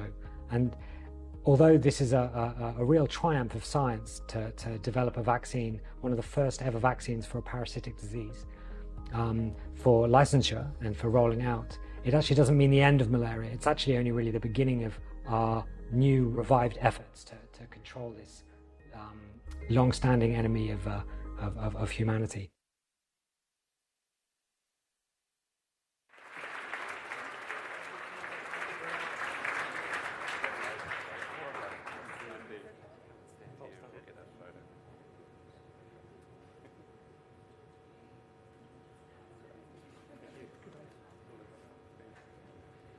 Okay, for anybody who thinks you know that this is happening, I just texted my wife about 15 minutes ago and said, go to bed, nothing's going to happen. So thank you very much to Research Australia. Thank you to ANU. I don't have much to say. I'm really honoured to get this, and especially in the same space as so many terrific other candidates. I think if I had one thing to say, it was to really acknowledge that it's amazing to honour, and I feel very privileged to receive this, an award which really recognises research in global health. And I think we often think of health as a right. It's actually a privilege and it's a real gift. And so much of the world actually lives with health that we would find unimaginable. And so to work on malaria, and actually I really need to give a call out to Alan Cowan and Brendan Crabb, who brought me to Australia more than 20 years ago to work on malaria, and to work in that area and to have that acknowledged, along with all of the incredible work that's done in Australia in malaria research, is a real gift. So thank you, and thank you, my team.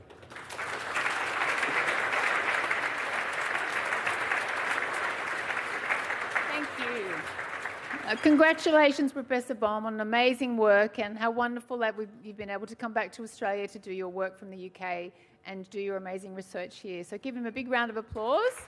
He's going to have to wake his wife up now. So we're going to have a short break now, and dessert is going to be served very soon. But then after dessert, we'll be back with some very special awards and some amazing award winners, so stay tuned.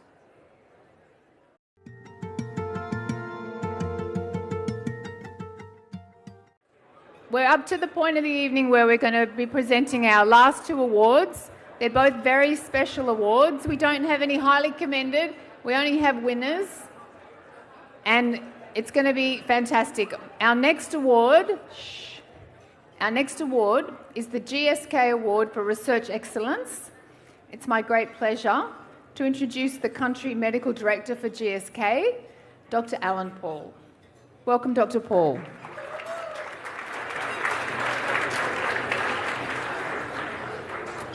Hi, good evening everyone.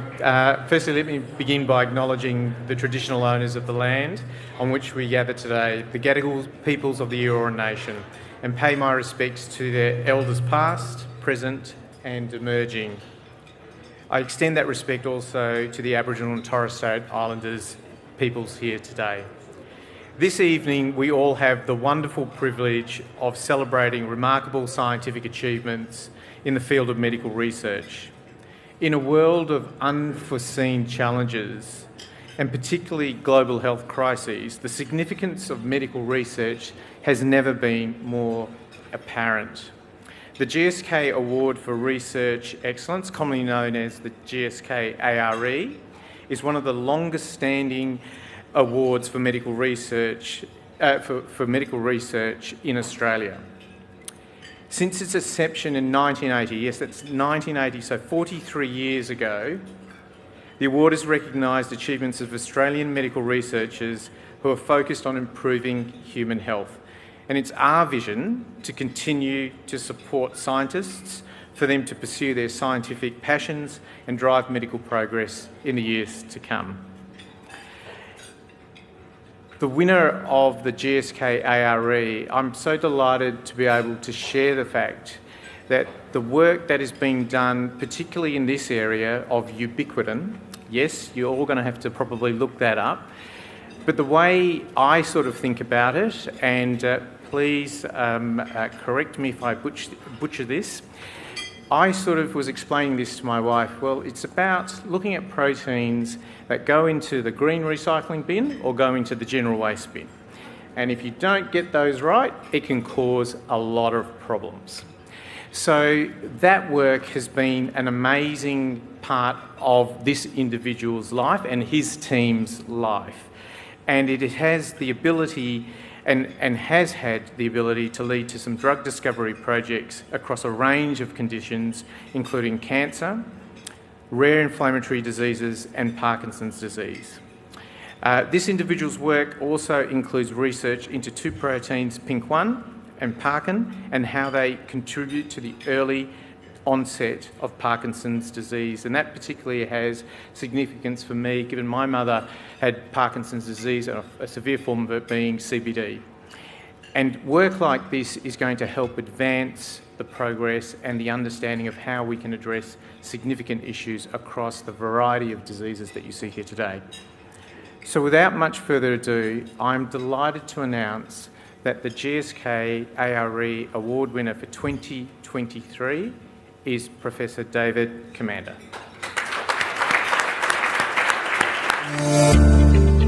The GSK ARE is an award that really brings scientists out in the limelight. The work that has been recognized is our work on protein ubiquitination. And ubiquitin is this very small protein in our cells that attaches to other proteins. And this modification of proteins really turns out to play vast roles in all aspects of our cellular human biology. In particular, we've been working a lot on autoinflammatory diseases, but also in Parkinson's disease, and I think the works in these fields have probably sparked this wonderful award.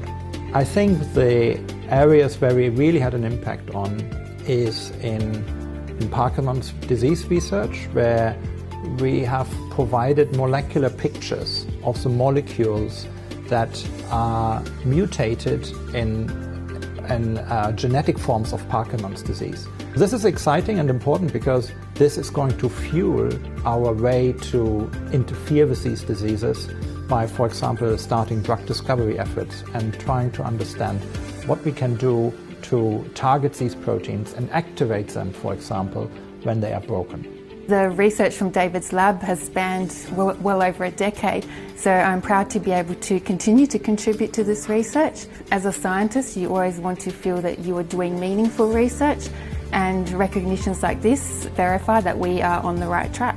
Hearing that Professor David Commander was the winner of the GSK ARE 2023 award, I could not be more proud given the work and the science that's gone behind this particular field in ubiquitin, particularly as it has impact on neurodegenerative diseases like Parkinson's, potentially also into infectious diseases and in cancer.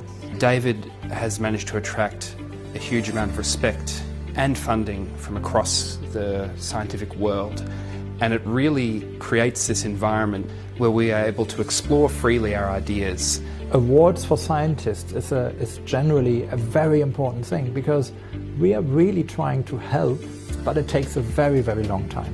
So having a recognition of a body of work or having a recognition of a breakthrough is key to anchor in the public opinion the fact that we are really trying our best, that there are some amazing discoveries happening in Australia and that these discoveries really will change people's lives.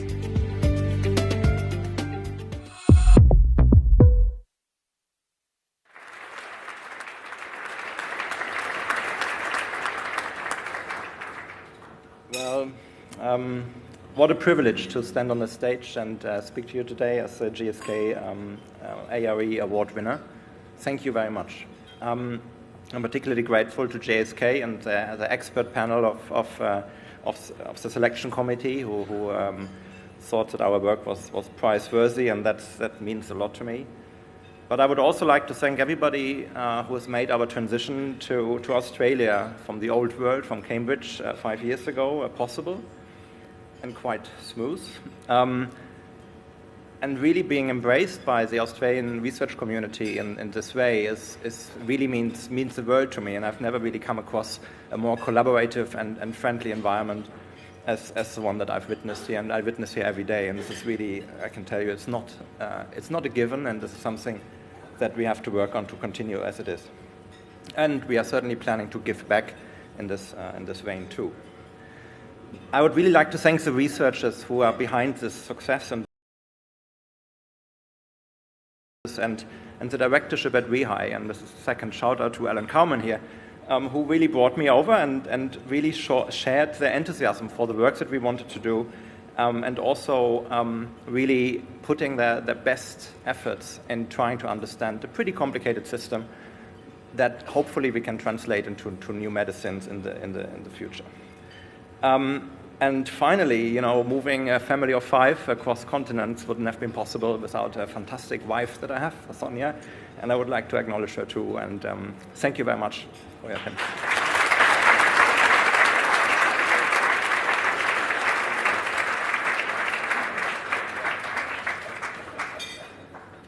Congratulations, Professor Commander. Give him one more round of applause. That's so well done. We really need some better treatments for Parkinson's disease, so I'm looking forward to seeing his work develop. So now we have our very special final award for this evening, the Peter Wills Medal. So to tell you more, please welcome Australia's Chief Scientist, Professor Kathy Foley, AO PSM, and Peter Wills, AC, Founder and Director from Research Australia.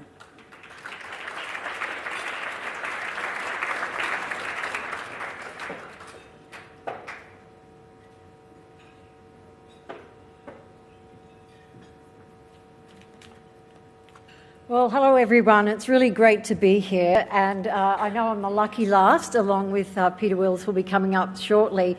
But thanks for the introduction and also the invitation to speak tonight.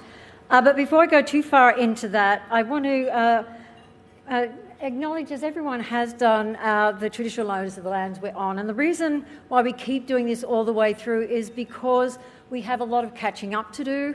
But there's also a lot of things for us to learn and acknowledge from our First Nations peoples. And one of the things which I'm really excited about, as many of you will have been involved with the national conversation that I've undertaken on behalf of the government, to ask pretty much the whole of Australia, what is the science and research that is most important, that has to be done by us to be the country we want to be. And I've talked to school kids, I've talked to Indigenous Australians in the middle of Australia, I've talked to heads of business, researchers, young and old, mums and dads in the street, and I've heard very similar things all the way through. The first thing was that we really need to make sure that as a country we do not let misinformation and disinformation take over and disrupt our social cohesion and also our liberal democracy. That really surprised me as the number one. The second thing was that we need to elevate our First Nations peoples and recognise what they bring to what we have not recognised from them over the many years of their existence in the tens of thousands of years of which knowledge is built up and allowed them to continue, as we heard from Uncle Brendan earlier on. And then that also that we need to do whatever it is to be able to close that gap, although we need to think about it as in something which Aboriginal and Torres Strait Islanders said they don't like that negative language about closing a gap, but realising their full human potential. And then the third thing that Australians want is to be healthy. They don't want to be sick. They want to be able to live their lives, and they want to be able to do this in a way where they sort of live and then fall off the perch. So if you can do that, thank you very much. And there are other priorities which you will see, and thank you for all of you who've been involved in that. But I think it's really important when we think about our First Nations people and acknowledge them, that we need to bring them into everything we do and every way we think about things in Australia. And that's a real challenge. We can put it on when we want to, but we need to make it part of our everyday and our business as usual. I also want to say thank you, Nadia, for letting me be one of the speakers tonight. And I know you're probably sick of speeches by now, and I'll keep this quite short. But it's really important for me in Research Australia to be part of the awards tonight. And that's because Research Australia is actually part of my family line and blood. My younger sister Elizabeth was the CEO for some time before Nadia, and my sister Mary, who is here tonight, has been on the board and deeply involved in health and medical research, as you all probably know. So good on you, Mary. So, as a physicist, thank you for letting me come in and join tonight, but I was pleased to see that one of the winners tonight was a neurophysicist, so I was very pleased to think that maybe I have something to share here. I guess we can only say what a fabulous evening. It's been so encouraging to see what amazing research we have in Australia. I mean, and what support we have as well. I mean, I think we'll all go away thinking that Cole Reynolds is going to be the next saint for Australia. And also, go Cole, because we need more bus drivers to be able to do what you do and be able to raise the money to support health or research, because I think we need to do something there to lift that. Also, just looking at things like AI devices for detecting disease in Aboriginal Australians and looking at the neurophysics that's allowing us to actually understand the brain. And this is something which is part of, I think, going to be an important part of our priorities, is that as we have developed in very rapid time artificial intelligence and generative AI, do you realise it's only a year ago yesterday that generative AI was launched as ChatGPT, and just look at what it's done to the world in 1 year. But think of what it's going to be like for our children who've grown up where looking at a screen is part of what you do every day, and living life through a screen and understanding that is affecting our brain, affecting the way we learn, affecting the way we think about reality in the world. What is it that we have to do to be able to get that health and medical understanding with also the digital side and the behaviours and the sorts of things we need to do? This is the sort of thing which encourages me, but you've actually all over it, so I'm feeling like I maybe don't have to worry too much about what the world's coming to. I also want to just say thank you to all the researchers here and all the people who make research happen, because it's so important. Australia is a healthy country, and it's one where, although we still have 50% of people got chronic disease and the last 11 years of your life are in ill health, we're still living long lives, and we are actually, hopefully, going to make them healthier ones. So look, that's all really good, and before we actually have Peter Wills medalists announced, I'm just wondering if you would give me a couple of seconds, and I'll try and make it super fast, to just talk about a few things which I'm working on that I hope will actually impact all of you in some way. So I guess the first thing, just to let you know, as a chief scientist, I do 3 things. The first one is give advice to government. That is super easy because either the evidence exists or it doesn't, and so I can never be wrong. Nice one and only time in my life. The second thing is to champion Australian science here and internationally, and that is super easy because we have such good research in Australia. When you think of the size of the country, 0.3% of the world's population, and we have so much of our research up there, and especially our health and medical research up there in some of the top areas of the world, and it's something we should be really proud of. But we do it at the huge expense of individuals, and that's the last thing which I want to point out. Is part of my job is to make or support the government in trying to make the research system as efficient, effective and as impactful as possible, but also and that means looking after the people who do it. So one of the things is we need to keep working on the diversity of our workforce. And this is something which is really important to me. It's wonderful being in a room tonight where there are so many women. This is very unusual for a physicist, where it's usually much less number of women. But this is something which is fantastic, but we're not supporting you well enough. We're not seeing all of you feeling like you can go through life, be able to have a regular sort of culturally Australian experience and still be a medical researcher or health and medical researcher. So we need to change that. And it was something which was really interesting. When I was appointed chief scientist, one of the rites of passage is to do a press club address, which was terrifying, but I lived to, here I am today. And at the end, you get the media asking you lots of questions. And one of the questions from Julie Hare was about women in STEM. And I thought I answered it really well. I thought, got that one. And then I actually got a letter from some women researchers in Western Australia who didn't actually agree with me on the way I answered that question. And this is something which I thought was really interesting, is that, and this is something actually my sister Mary told me, is that as women we spend so much of our time as being sort of like the square peg in a round holes, and to fit we actually end up shaving some of ourselves off to be able to fit. And that's what I've been sort of doing for a long time, is saying, girls, this is how you go about shaving off those edges so that you can fit into the system. And the women from Western Australia actually made me realise that I don't do that anymore. I don't actually go through and say, this is how you play the system, girls, so that you can be successful. What we have to do, and what I'm trying to do, is change the system so that we can actually accommodate every aspect of every woman in life.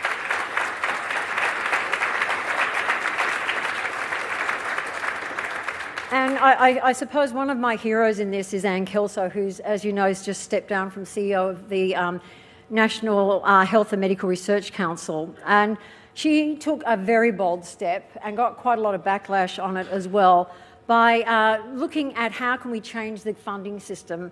And so next year, the number of female and non-binary recipients of the Council's investigator grants will be equal in number for male recipients and female recipients at that leadership level.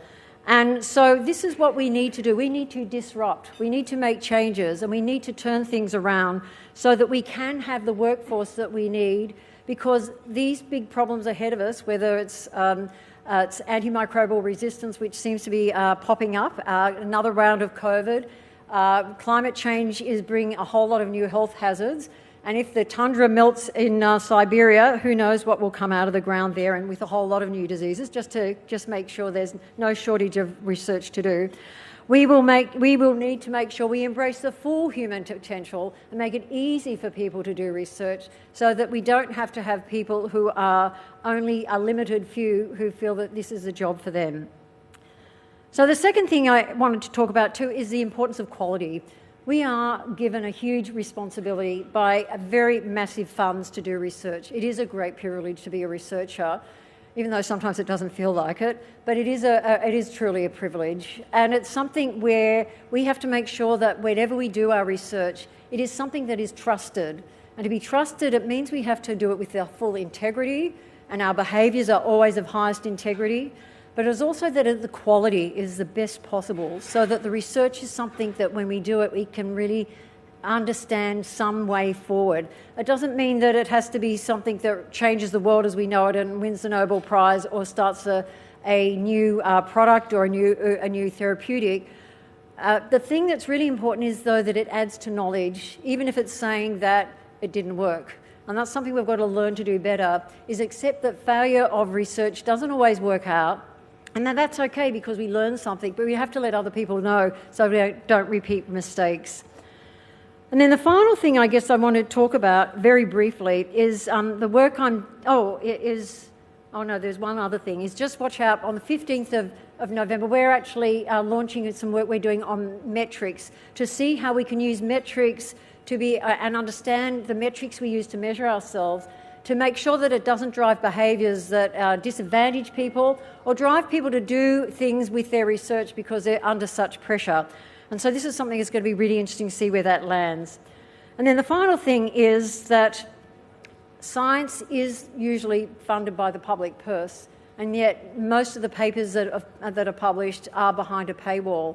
For example, I have a daughter who I'm very proud of, and she's an oncologist up at the Northern Beaches Hospital, and she runs a little journal club with her fellow oncologist doctors. And she asked me if there was this paper on breast cancer which was out, and it was $500 to download the paper. And I tried to get it through the CSIRO account, and it was a bit funny. But then I was able to find the Chinese version, translated into English using Google Scholar, and then get it off to her. And but the thing that was interesting is that why is this important piece of research costing $500 for a clinician to read? But then also, why is it that someone who's getting medical treatment and wants to understand and trust the work that they're doing, that's being done, that they can't go all the way through? And one of the things that's really interesting is that some work done by Home Affairs was found that when people come against a paywall, for some reason they feel that they can't trust that research, and that instead they trust the stuff they get for free, which is absolutely made up from Google searches. So one of the things which I'm working on is an open access policy, which is trying to bring all together all the research funds, the $350 million we pay to publishers, to have a single relationship with each of the publishers, all 1,500 of them, and be able to make research publications that we create open to access to the world, but also to make sure that anyone residing in Australia is able to read research literature, so that, and all back catalogue as well as the future catalogue. So with that, thank you.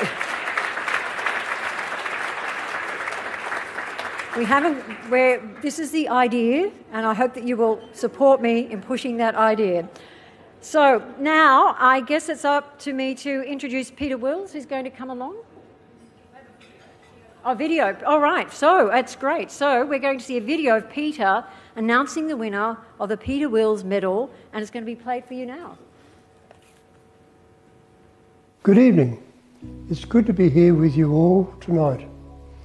This is a very special awards year for me, as I'm delighted to be seated at a table with many of the previous winners of the Peter Wills Medal to mark the 20th anniversary of these wonderful awards. When I led the federal government's strategic review into health and medical research in the late 1990s, I never could have imagined that I'd be standing here today celebrating 22 years of Research Australia and 20 years of the Research Australia Health and Medical Research Awards. The Peter Wills Medal is awarded to someone who has made a remarkable long-term contribution to our country's international reputation in areas of health and medical research, and to someone who's helped strengthen Australia's collaboration for better health. This year's Peter Wills recipient has dedicated 40 years to public health research and advocacy around birth defects, especially neural tube defects and fetal alcohol spectrum disorder. This person was not only instrumental in producing pivotal findings, but they also timelessly pursued translation of these findings into a real-world change, and this has played a seminal role in the history of Australian child health research. This eminent researcher is recognised as being among the world's top epidemiologists, confirming the link between the dietary folate and neural tube defects before successfully advocating for fortification of wheat flour. She instituted the world's first public health campaign based on this new knowledge, and then spent more than 20 years advocating for mandatory fortification of flour, which Australia introduced in 2009. She led the groundbreaking Banksia Hill project, which revealed unprecedented levels of fetal alcohol spectrum disorder and severe neurodevelopmental impairments in young people detained at WA's Banksia Hill Youth Detention Centre. This research continues to inform justice systems across Australia about how to better understand and respond to the care needed for children living with these disorders.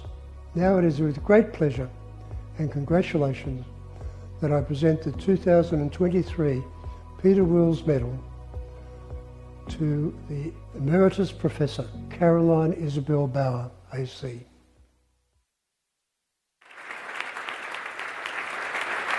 I'm very honoured to receive the Peter Wills Medal for 2023 and to have this opportunity to talk a little about the research on which it's based and the translation of that research. And I'd also like to take this opportunity to acknowledge and thank all the wonderful people with whom I've had the privilege of working over the years. I'm very grateful to my primary nominator, Professor Jonathan Karapetis, who's the director of the Telethon Kids Institute in Western Australia, and that is where I have undertaken most of my research as an epidemiologist and public health physician.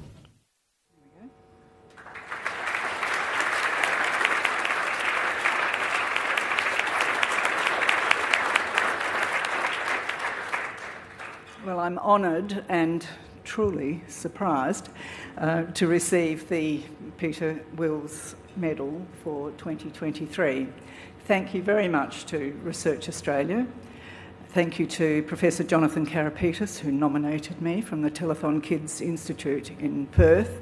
And I want to make a special thank you to Tamara Hunter, whose enthusiasm and energy was very useful to me when my stocks of both those commodities were rather low.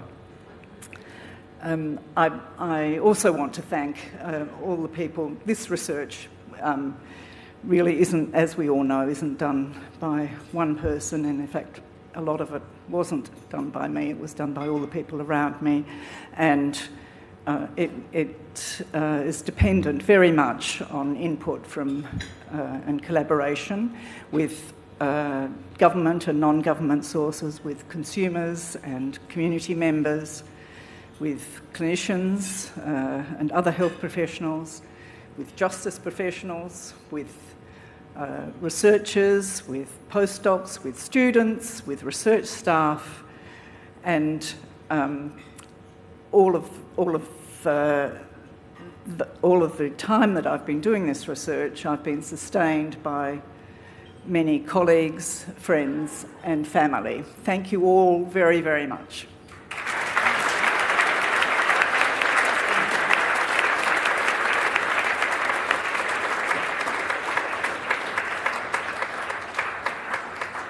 Congratulations, Professor Bauer. Give her one more round of applause on her amazing, amazing work. Her research has helped so many families and improved the lives of so many babies across Australia and across the world. Well, I can't believe it. We've had a big night, haven't we? Has everyone had a good time? Good. That brings this part of the night to an end, but please stay and mingle. The bar is open for another 30 minutes, so please stay and enjoy the hospitality here. On behalf of Research Australia, we've loved having you here. Thank you very much and see you next year.